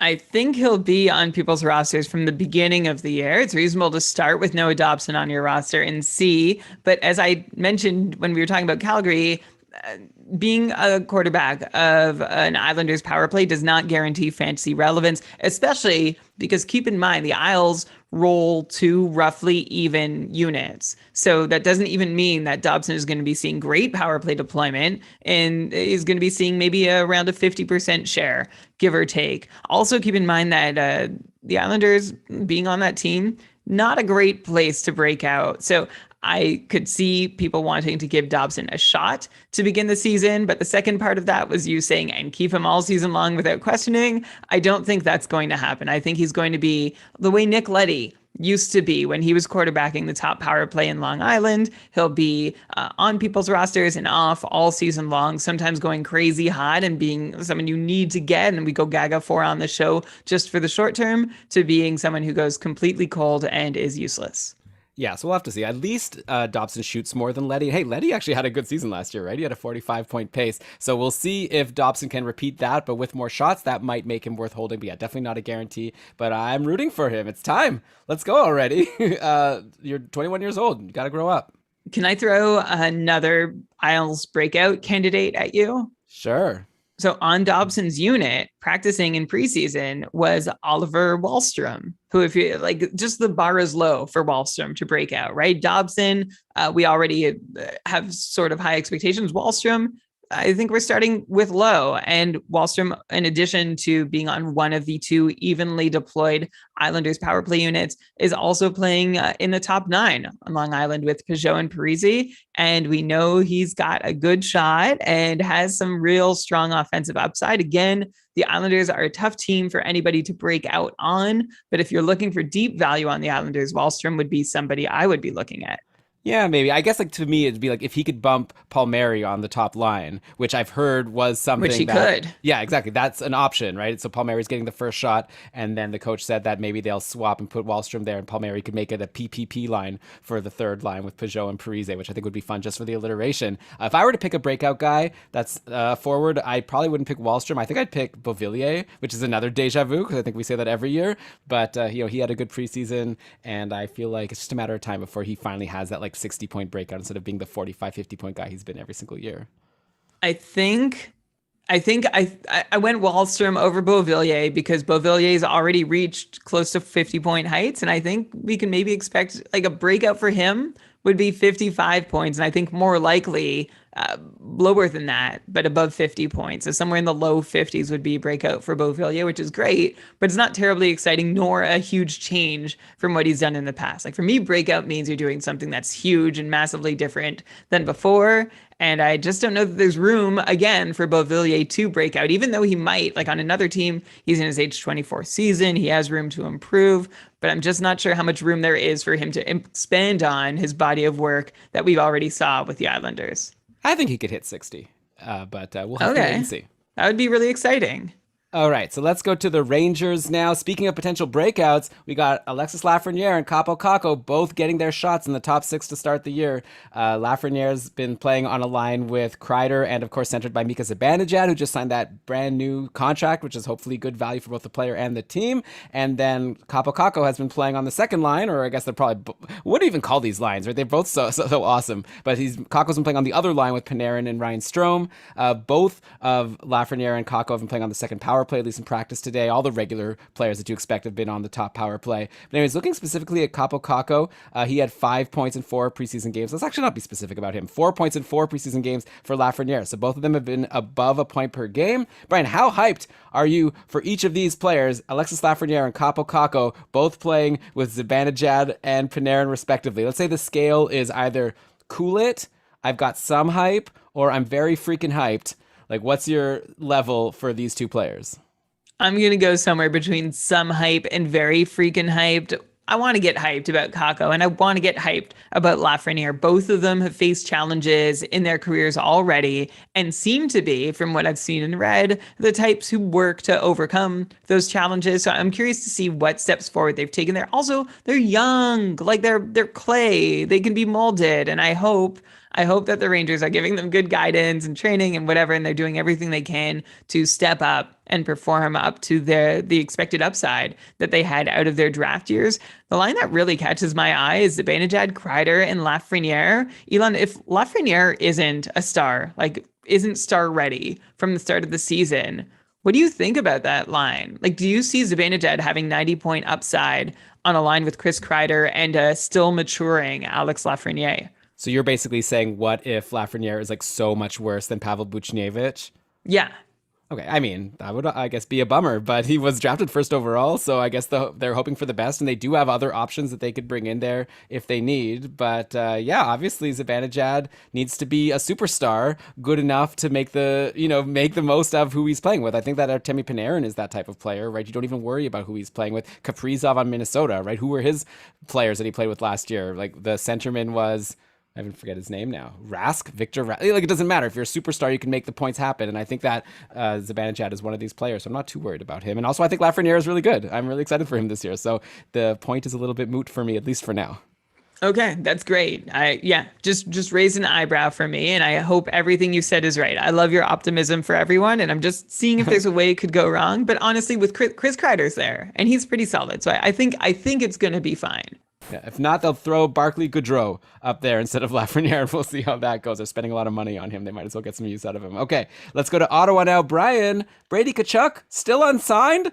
What's going on? Come on, you had one thing to do. Well, I guess they also had to sign Drake Batherson. They took care of that. But their other main thing to do was to sign Brady Tkachuk, and they still haven't done it. So it looks like we're going to be starting the season with Alex Formenton taking Brady's spot on the top line with Norris and Batherson. And then the second line in the preseason has mainly been Stützle being centered by Shane Pinto and Connor Brown, which is also a pretty intriguing line to me. The Shane Pinto character had 4 points in 4 games, and Pinto had 15 shots on goal in those 4 games in the preseason. So he's someone definitely on my radar right now. So Brian, assuming you're in a deepish league where, Norris, Batherson, Stützle, those guys are all rostered, who's the fourth forward on Ottawa that you're streaming in for a pretty decent week 1 schedule? Thursday, Saturday, Sunday. Not many teams are playing 3 games this week. So if you want to grab a Senator, is it Formenton, is it Pinto, or is it Connor Brown, who's just solid all the time? I thought I was going to get to surprise you by saying Connor Brown because, of course, he's my type of player, right? He's a steady hand. He can put up a couple shots, if nothing else. But I will acknowledge the upside that Alex Formenton has. He's a fun guy to watch, playing on a top line with like Josh Norris and Drake Batherson, good hockey players. I would love to have Alex Formenton if he's playing with them. He's no Brady, but he has speed and upside. And then it's interesting that you notice those Shane Pinto shots on goal. Last year, he looked good in limited action, his first NHL game games, a goal and 6 assists for 7 points in 12 games, but he only had 11 shots in those 12 games. So I'm curious to see if that shot taking trend he started in preseason carries into the regular season or not. Something to keep an eye on. Yeah, I think that probably has a lot to do with ice time. Like when he played last year, he was like in the bottom six. And now if he's going to be centering that second line, obviously he's going to play a lot more, which will give him opportunity to shoot more. So yeah, we'll have to see how things shake out in Ottawa. Hopefully they just sign Brady Tkachuk. This team could be not so bad. Like they had a really strong end to last season, and I'd love to see them continue to at least attempt to continue what they did at the end of last year. But obviously it's going to be a lot harder without their best player, the heart and soul of the team. All right, let's go to Philly now. So much talk in the offseason of who would run that top power play for Philly with Yandel, Ellis, and Ristolainen jumping into the fray with Provorov. Looks like our answer, at least to start the year, is going to be 35-year-old Keith Yandel, who's been QBing a top unit with Giroux, Konechny, Couturier, and JVR. Yandel had 2 power play assists in 4 preseason games. Brian, do you foresee us getting reacquainted with 50-plus point Keith Yandel this season after a brief departure last year? I don't. And I've always touted Keith Yandel's elite power play contributions the same way that I once upon a time did for Kevin Shattenkirk. These guys are great on the power play, but problematic just about everywhere else. So this year we'll see if Keith Yandel can hold on to his past of being a great power play contributor and getting top power play deployment. Just to put his power play past into context, Keith Yandel, not that long ago in 2018-19, 39 power play points and is paced for 25 power play points in each of the last 2 seasons. But even with that help on the power play, Elon, I think 50 points is rich. 40, 45 points maybe is where I'd land for Yandel. And he carries a lot of risk as someone who does nothing in like 3/4 of the games in the season where he doesn't get a power play point. And of course, Yandel could be moved off the top unit at any moment. He's older. His best years are behind him. So I just don't know how much leash Keith Yandel gets on that top power play unit. And the second he loses that deployment, he's in big trouble. Whereas the other guys you mentioned, Ellis, Provorov, even Ristolainen, they probably have some value. Well, they do have some value just based on what they're going to do at even strength, both in scoring and in peripherals, whereas Yandel doesn't have that. So Yandel can be a home run swing to help you with your power play points, but that is going to be about it at best through the season. All right, man. We should really change our nicknames for this show. Like, I call you the Poobah Prognostication, the Fantasy Hockey Robot. And yeah, you are those things, but you're also like the holder of the cold water bucket or something. I need to like get a name like that to throw at you at the start of the season. Like, I get what you're saying. Pattern. Yeah. You're like, hey, isn't this guy amazing and someone to be interested in? And of course, I'm going to say yes, but the reason to also maybe not be is. Right, yeah. So it's like kind of like the opposite of improv. Instead of yes and, it's yes but. But okay, so Yandel, I'm looking at before last season, which I feel like last season shouldn't really count because like the coach hated him and didn't even play him, right? So but to me, that's instructive. It's sure. Yeah, that's a good point. Keith Yandel couldn't stay in Joel Quenneville's good graces, has fallen out with Alain Vigneault at another point in his career. So that concerns me. No, I get that. Yeah, I guess I'll just throw it out there that before last season, his 3 previous seasons, his point paces were 53, 62, and 56. And I'm not saying he's going to like hit that for sure now, but I'm just saying it's not like a long, long time ago that he was hitting 50 plus points on the reg, but we'll see what he can do now in Philly. I hope you heard the part where I acknowledged how great, I did, how and it was great. It was my favorite part of the show. On the power play, and I hold to that. He's just older, and I think there's going to be less opportunities for him off the power play than there have been in past years. Yeah, I definitely could see that. Yeah, it's going to be power play or nothing, but that's why they signed him. Okay, so let's go to Pittsburgh now. So Crosby and Gensel have been at practice, but did not do line rushes. So it looks like for at least the first game of the year, Crosby and Gensel aren't going to play. Gensel's on the COVID list, but apparently he's like doesn't have symptoms, and Crosby obviously had that surgery, and he's healing at a superhuman rate. So here are the lines that we're starting the season with on Tuesday. Danton Heinen on the top line with center Jeff Carter and Brian Rust. And then the second line is Zucker with Rodriguez and Kasperi Kapanen. So definitely not the high-powered top 6 that we've come to know and love from the Pittsburgh Penguins. Pittsburgh does have a good streaming schedule to start next week. Like I said, they play Tuesday at Tampa, one of only 4 teams playing on that day. So if someone is in a deeper league or even not a deep league, you just want to grab a Tuesday player that you're then going to drop for someone playing more later in the week, who do you even grab? Like, I guess obviously you want Rust and Kapanen and probably Jeff Carter, But now we're getting into the dregs here. But like, who do we like? Is Danton Heinen worth a shot? Like we once thought he was going to be good back in Boston. Remember, he was on the top power play a lot. He's had a good preseason, 4 points in 4 preseason games. I've seen some good quotes from people saying they think he's like playing a lot better than a lot of people expected. So I don't know. Anything to Danton Heinen, at least as like grab for one game and see while he's on the top line with Carter and Rust.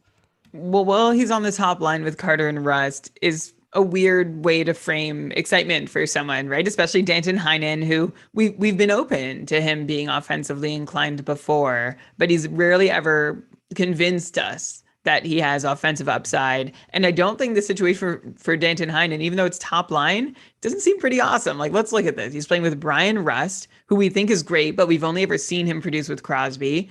And Crosby is being replaced by Jeff Carter, who's 36, turning 37. And then there's Heinen on the other wing. So you look at that Carter, Heinen, Rust line. And I don't know if that's a reason to get excited about, even if they are the so-called top line. So call me when Crosby is back on Danton Heinen. So call me when Crosby is back for my interest in Danton Heinen. Sure, if you're light and you want to stream someone in, you can stream a lot of guys in, and Danton Heinen could be one of them, but I don't think he really stands over and above the field. Yeah, no, that's totally fair. I'm not that into Danton Heinen either. Oh, phew. I was worried. I was starting to worry that I was being too negative about all these guys. No, but I mean, just had to bring it up. This is the top 6 right now in Pittsburgh, and Danton Heinen is right there, right in front of our faces. So I had to mention his name. Probably the only mention on Keeping Karlsson this year, but maybe not up to him to get himself another mention on the show.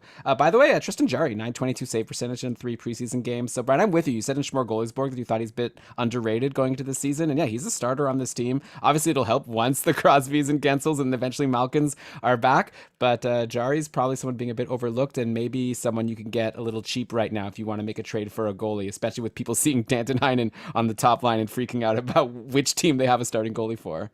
Yeah, there's a player I was optimistic about. Go Tristan Jarry. Yeah, okay, now I'm going to tell you a whole bunch of players. Okay, but now I think your optimism is going to stop and mine is going to surge because, Brian, I'm so sorry, but I'm excited about the San Jose Sharks again this season. And I'm glad you're here. Honestly, I'm glad you're here to be the voice of reason because I'm just going to go off a little bit on why I'm excited about San Jose. Then you'll tell me at the end why I'm being dumb. But okay, first of all, these 2 new players, these 2 rookies, I guess. Well, Jonathan Dahlen is not a rookie. Well, he's a rookie in the NHL, but he has pro experience. So he's coming into the NHL. He's been playing on the top line. William Eklund has looked so great in camp, really changing the outlook of this team's top 6, right? All of a sudden, from a shallow top 6 with basically Couture, Meyer, and Hurdle, and who knows who else, all of a sudden we're looking at Couture, Meyer, and Dahlen, Hurdle with Eklund and Balsers, and then even a decent third line of Bonino, LeBanc, and Nieto, and then we've got Mr. Weatherby, who I talked about before on line 4. By the way, Erik Karlsson and Brent Burns putting up nice preseason numbers, and to cap it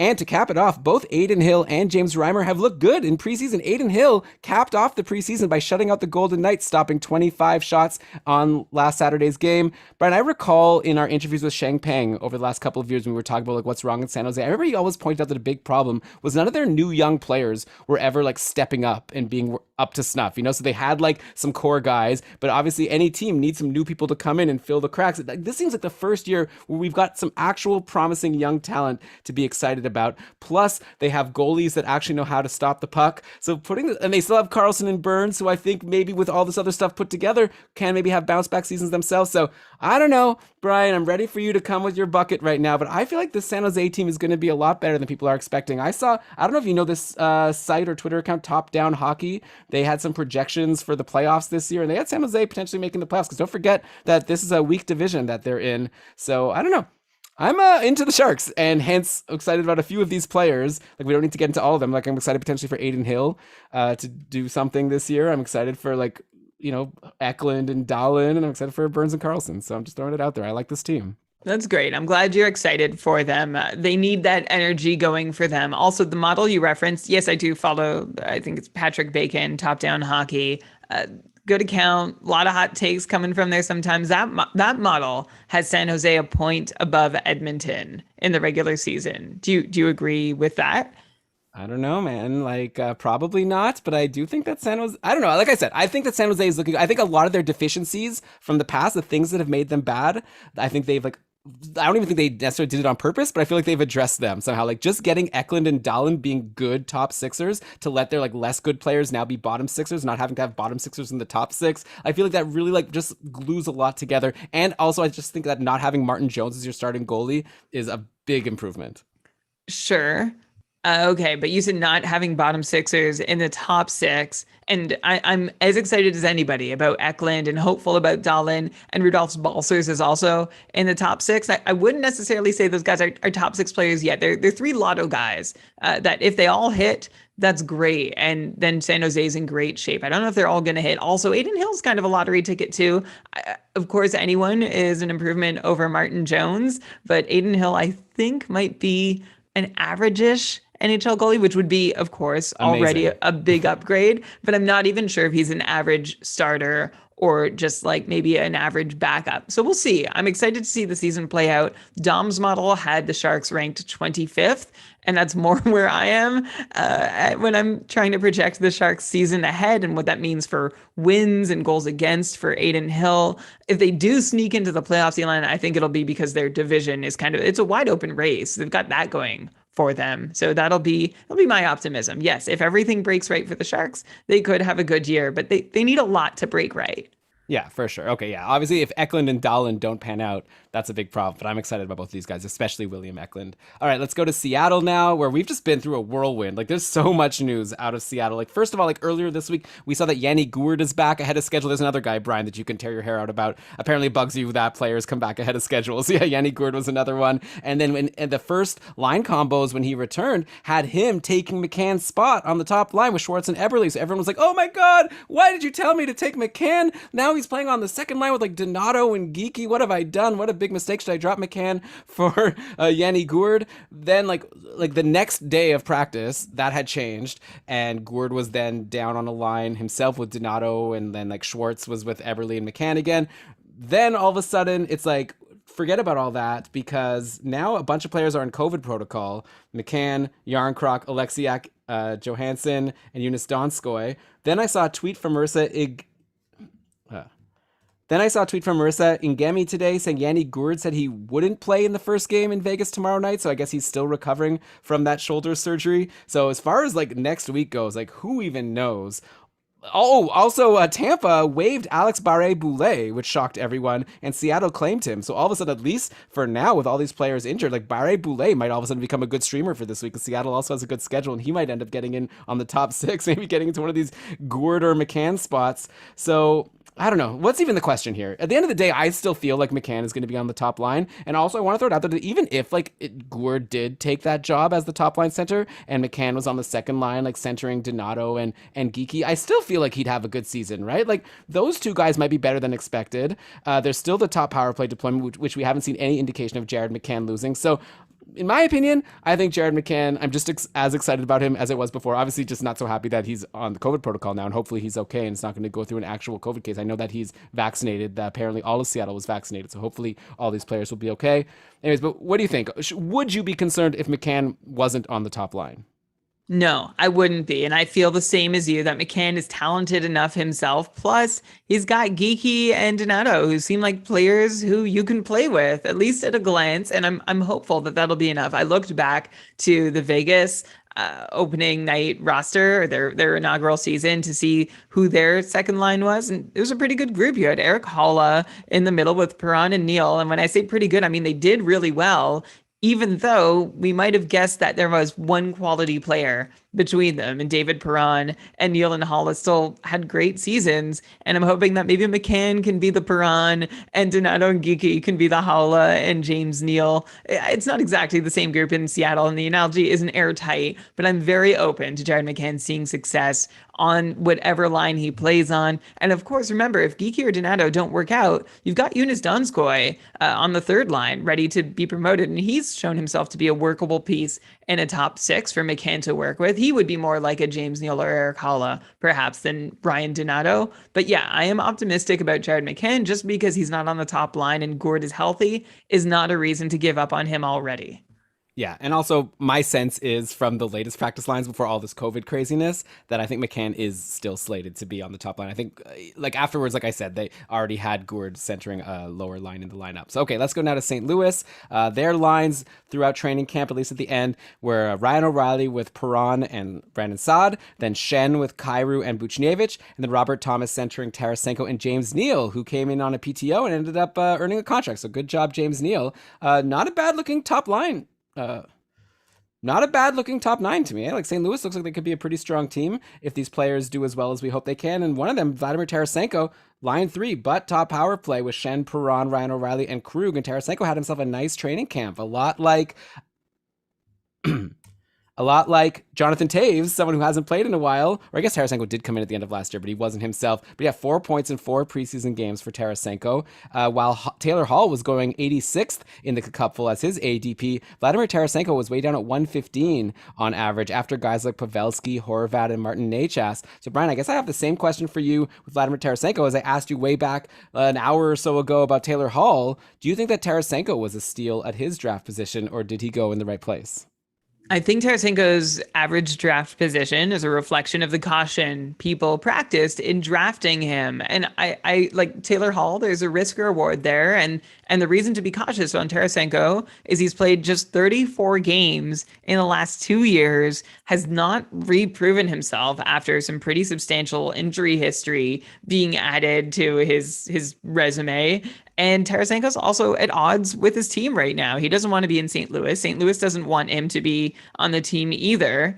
And so I think there's a lot of potential for things to go wrong for Vladimir Tarasenko, which means I don't think people are wrong to be drafting him as late as they are, but he could also, of course, end up being the steal of the drafts if he does pick up, which means he could also end up being the steal of a draft if he does pick himself up and show himself to not have missed a step after not playing any games and being injured, and to not be too hampered by his situation in St. Louis. I don't love Tarasenko being on the third line, but I also don't know he's going to get much of a bump unless St. Louis, like the best thing Tarasenko could hope for is that the Blues have a tough run to start the year. They get in trouble early and they feel desperate enough that they're like, hey, we can't waste another game of not playing our optimal lineup. Let's throw Tarasenko into the top 6, even if he's not long for the team. So you could definitely get closer to winning your league by grabbing Tarasenko as late as you did, but I'm not sure I'd want to grab him a whole lot earlier, even saying that.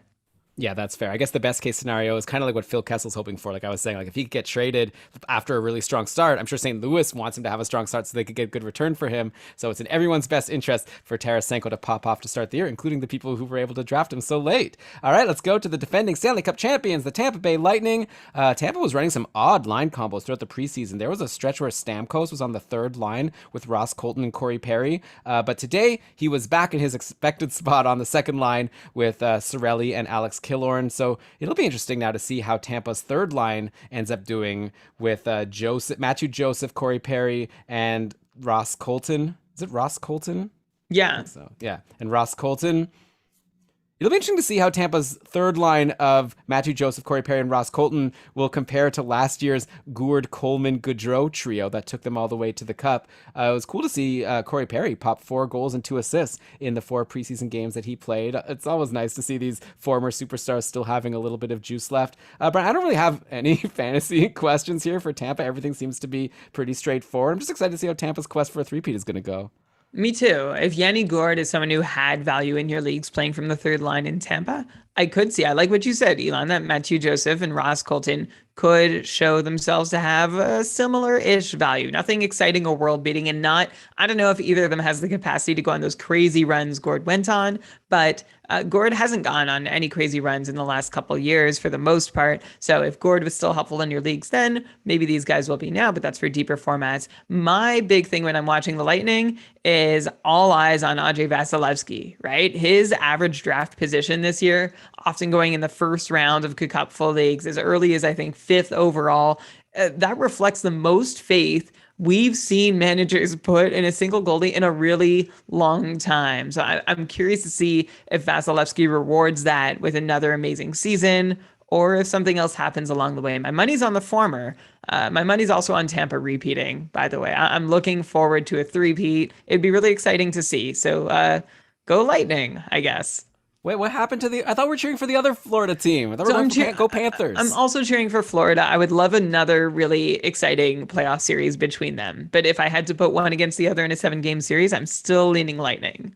Okay, that's fair. Yeah, hard to bet against them at this point. All right, in Toronto, another roller coaster. I got excited about Michael Bunting on short shifts with Lewis a couple weeks ago after he had a hat trick. Then it turned out he wasn't going to be getting the deployment with Tavares that I was hoping for. It was Ilya Mikheyev who was playing on the second line with Tavares and Nylander. Now Mikheyev is injured, so it looks like Bunting will, in fact, slot in on the second line with Nylander, but now not Tavares, at least to start the season, because Austin Matthews is injured for at least the first week of the year. He's going to miss at least the first 3 games, so Tavares has gone up to the top line, which has left Bunting and Nylander to be centered by Alex Kerfoot.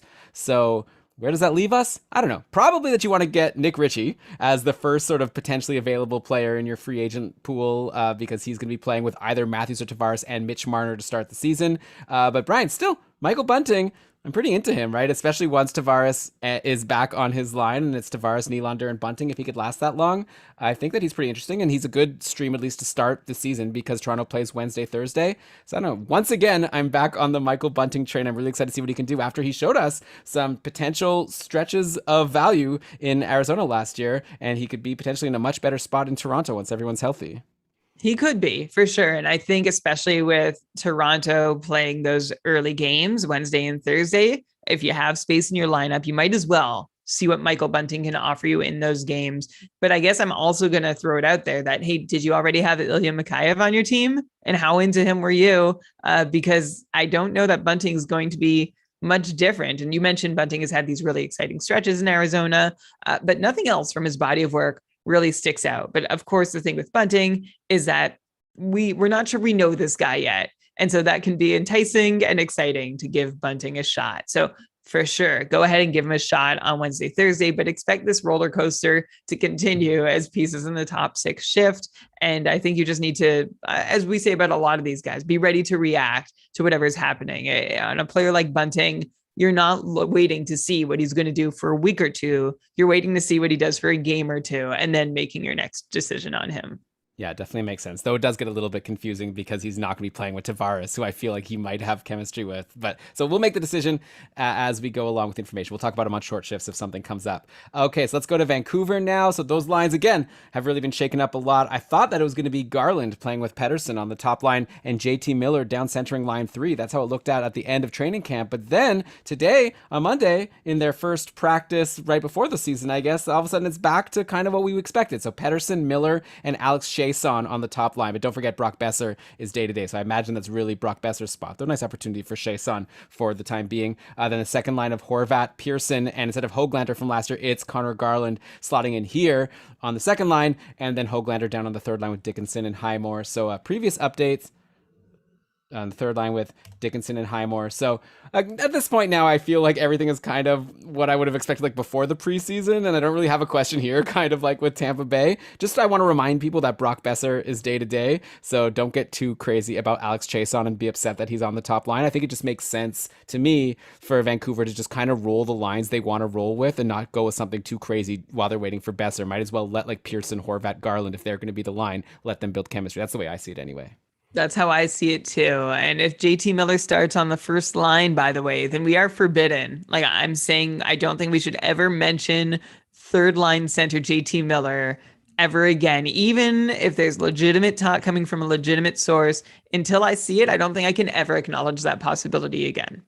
Fair enough. It was like literally like the last game he was there. But okay, now we get to like, I agree with you. Unless we see it happen in a real NHL game, we don't need to bring it up. All right, over in Vegas. So Matthias Janmark is in the COVID protocol, which means that, by the way, whenever I say it, it sounds like I'm saying it so like offhandedly. Like I definitely hope all these players are okay. And now I laughed as I said that, but hopefully everyone realizes that I do care that Matthias Janmark has a healthy recovery if he actually does have COVID. But anyway, he's not going to be around for the first week for Vegas most likely, which means that the 2019 17th overall pick, Peyton Krebs, has made the team, and he was skating in Janmark's spot on the third line with Nolan Patrick and Evgeny Dadonov. So that'll be a fun line to watch, and I'll be interested to see what Peyton Krebs could do. I'm also just interested to see what Nolan Patrick and Evgeny Dadonov could do in new situations. So this is just an exciting third line, much more exciting than that Tampa third line, just because it's all players that have something to prove this year.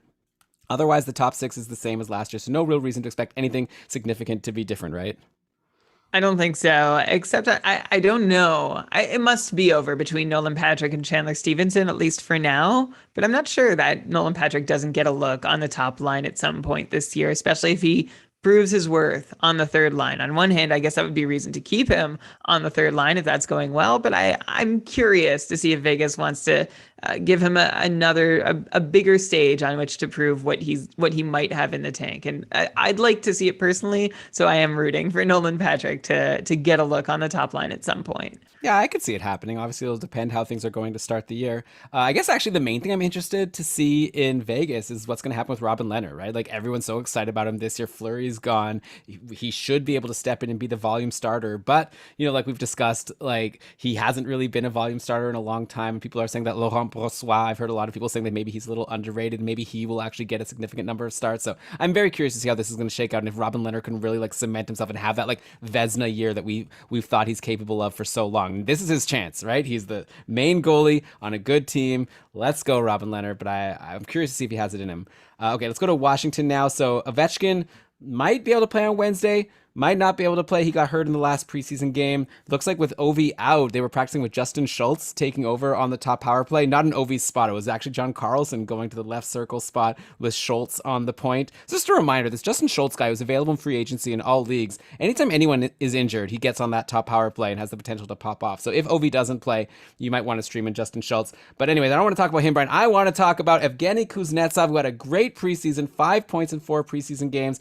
Backstrom is out. Kuznetsov is healthy and motivated. And Brian, I'm just very confident. This is like my Charlie McAvoy thing, right? I'm just very confident that he's going to have a big season for Kuznetsov. It's going to be a big bounce back season. He's someone I'd go for in a trade right now if you can. Like maybe you could swap to like higher end guys and then try to sneak Kuznetsov in as like a throw in. Like, oh yeah, we're trading like Tavares for whatever Stamkos. And then why don't you just give me Kuznetsov just to like, even it out. And actually you're getting like a player who I think is going to be like a 70 plus point player. I'm really excited about Kuznetsov this season. I was going to give you like some airtime just to be really proud of it. For anyone who didn't listen to the full couple auction draft, late in the draft, Elon did pick up Evgeny Kuznetsov for just $2 out of his $260 budget. And especially with the news that Backstrom is not going to be back soon, Kuznetsov value could be really high. So I'm with you, Elon, that Kuznetsov is kind of a sneaky guy who a lot of people have forgotten about and got frustrated with last year. But if you're willing to give him a fresh start, he really could reward you, especially if he's available as late as he has been. Yeah, and last year, again, he was sick with COVID, I believe twice. So don't read too much into those numbers from last year. All right, let's finish off in Winnipeg. First of all, Nikolai Ehlers is once again on the second power play. It looks like it's going to stay that way. I know all offseason we were talking about maybe this is the year that Ehlers finally gets on top power play. I think we saw a quote from someone saying like Ehlers like wants it this way. Like apparently it's not a matter of him being, demoted, not getting the opportunity. It's like he likes running his power play unit with, I guess, like Josh Morrissey and Andrew Kopp and whoever, Paul Stastny. So, okay, that's it. But like Ehlers can still be really good. He was great last year, but let's stop maybe expecting him to get on the top power play. I wonder if eventually Winnipeg ends up turning into more of like a power play 1A and 1B, kind of like how the Islanders played, especially, with Wheeler getting older. If he's not going to be as good as he used to be, maybe all of a sudden you want to maybe get that Ehlers unit out more often. So that's something I'll be watching. The main player I want to ask you about, though, is Pierre-Luc Dubois. Not a great preseason, at least in terms of his production. Only 1 goal, no assists in the 4 games. Only 1 shot in each of his last 2 games. If he doesn't get going to start the year, I wonder how long it'll take for his 47% rostered percentage on Yahoo to just start tumbling down to closer to Andrew Kopp and Paul Stastny levels as guys that, get a shot in the top 6, but aren't like that great. And like at this point, I'm losing a lot of patience with Dubois. Like I don't have him in any leagues, thankfully, but I'd be, obviously this is a preseason. You don't want to read too much into it, but he also like struggled last year to put up points. And I just am starting to really, and he's on the top power play, by the way. So I should be excited about him, but he's not doing anything. And it feels like it's been a long time since I've seen him do something. It's been a long time in the preseason. While we don't want to think too hard about it, it just made it be longer that we've seen hockey happen without Pierre-Luc Dubois doing anything. There are lots of reasons to feel impatient with Pierre-Luc Dubois. I have one Pierre-Luc Dubois stock because I like him as upside and he's been falling in drafts, but I'm not holding on to him very long if he's not giving my team much of anything. There's not a lot of patience for Pierre-Luc Dubois. I think he's still a decent guy to start with because he'll be exposed to Ehlers at 5-on-5 and on the top unit on the power play, but seems like a great place for a former 60-point scorer. So long as he still is that player, and I don't know why he wouldn't be, but we haven't seen him be it. So by all means, take a shot on Pierre-Luc Dubois. Like if you have a choice between Pierre-Luc Dubois and Michael Bunting and you're forgetting about schedule, I think I'd still take the chance on Pierre-Luc Dubois, but I wouldn't hold on to either for very long. Like my amount of patience for both would be very similar. Yeah, even the fact that you just compared those two players says more than you need to say about what you think about Pierre-Luc Dubois, that you even have to ask that question, even though I agree with you. Yeah, for now, I'll take Dubois, but yeah, time to not be so patient. So, okay, Brian, we did it. 32 teams, 32 takes. I don't know if they were like good takes, but at least we did it. We dropped 32 takes, and hopefully people will find some nuggets in there to help them get ready to start their fantasy season, which when you're listening to this, it's probably like today that the season starts. So get ready, set your lineups on Yahoo. If you're in the cupful, yeah, we copied your team over to Yahoo already. It's time to get going. Okay, there's still actually some people that haven't taken their players off their bench yet. I'm watching. I'm going to be a hawk, Brian. I'm not going to be like a nice commish. I'm going to be like, hey, buddy. Let's go, please. Set those lineups, or we're gonna need to find a replacement. I want this to be the most competitive, awesome league. Like, obviously we're gonna give people warnings and all of that stuff. I'm just saying, join the cupful where the commission is not gonna be nice. Well, I'm thinking about everyone else. I'm thinking about the 98% of people who want to play in the most competitive league, and we're just gonna make it so. So that's all I'm saying. But anyways, I'm just joking around here. I'm a little bit amped up. I haven't eaten yet, so I don't even know what fumes I'm running on. But this has been such a fun show going through all 32 teams. I'm so excited for the season to start. By the way, Brian, I've just learned now, this is like the magic of editing, right? Like at the start of the show, we didn't give kudos to the amazing night before hockey that Lewis read, because at the time I had forgotten that we're going to be putting that in after the fact in post, but Lewis just sent me the file. So I'm going to put that in at the top of the show, which is always a fun yearly tradition where Lewis has his poem the night before hockey, getting us all pumped up for the season. So thanks again, Lewis, for recording that. And man, Brian, I'm just so stoked. By the way, if you're stoked, you're listening to this, you're like, man, I'm stoked as well. Come join our community of patrons on Discord. We're having a blast. We've just been talking about everything, and like I'm always in there just chatting with everyone, answering everyone's advice questions. It's just a blast, and we'd love to have you. So it's still kind of early in October, so you could sign up, even consider it a free trial up until the end of the month. You don't get charged until the first of each month. So check it out, keepingkarlsson.com/patron. Also, please be subscribed to the show. We're going to be starting to drop short shifts on the regular this week, then episodes every Sunday. So, make sure you're subscribed on your Spotify, Apple. You know how to subscribe to podcasts, hopefully. If not, message us on Twitter at Kevin Karlsson. I'll walk you through the process. You want to get those episodes downloaded automatically. So if you're in the subway or whatever, you can still listen to the show. But with that, Brian, I think I'm done with the preseason. I don't want to talk about it anymore. I only want to talk about the real NHL season. So let's just cue the outro music. You can go ahead and read us the credits, and then we're done. Preseason is over. All right. This episode of the Keeping Karlsson Fantasy Hockey Podcast was presented by Dobber Hockey and powered by our patrons, including our super supporters who subscribe to the super supporter tier over at patreon.com/keepingkarlsson. Patty, Rob, David, Derek, Kevin, Tom, Josh, and Christopher. Thanks so much for the support you give us. And thanks to all the patrons for making our community as beautiful as it is and keeping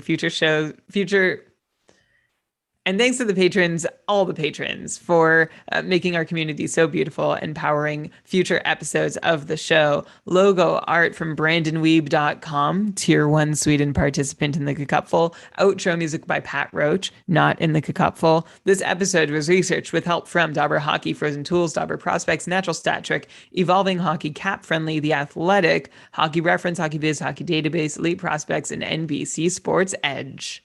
Great job as always, Brian. Looking forward to the season starting. Good luck, everybody. Good luck, everybody. And let's make sure that this season, fantasy hockey is for everyone. Yeah. What a show. Isn't your draft like so soon? It's in 24 minutes. Are you doing... Oh, it's just over Zoom though, right? Yeah. All right, so you're set. I could go look at that spreadsheet. I just need you to fix my spreadsheet. All right, thanks everyone for watching. See you later. Bye-bye. Bye, everyone. Thanks for being here. Thanks so much. You're all so wonderful. Yeah. So, I mean, some are probably more wonderful than others, but in general, all very wonderful.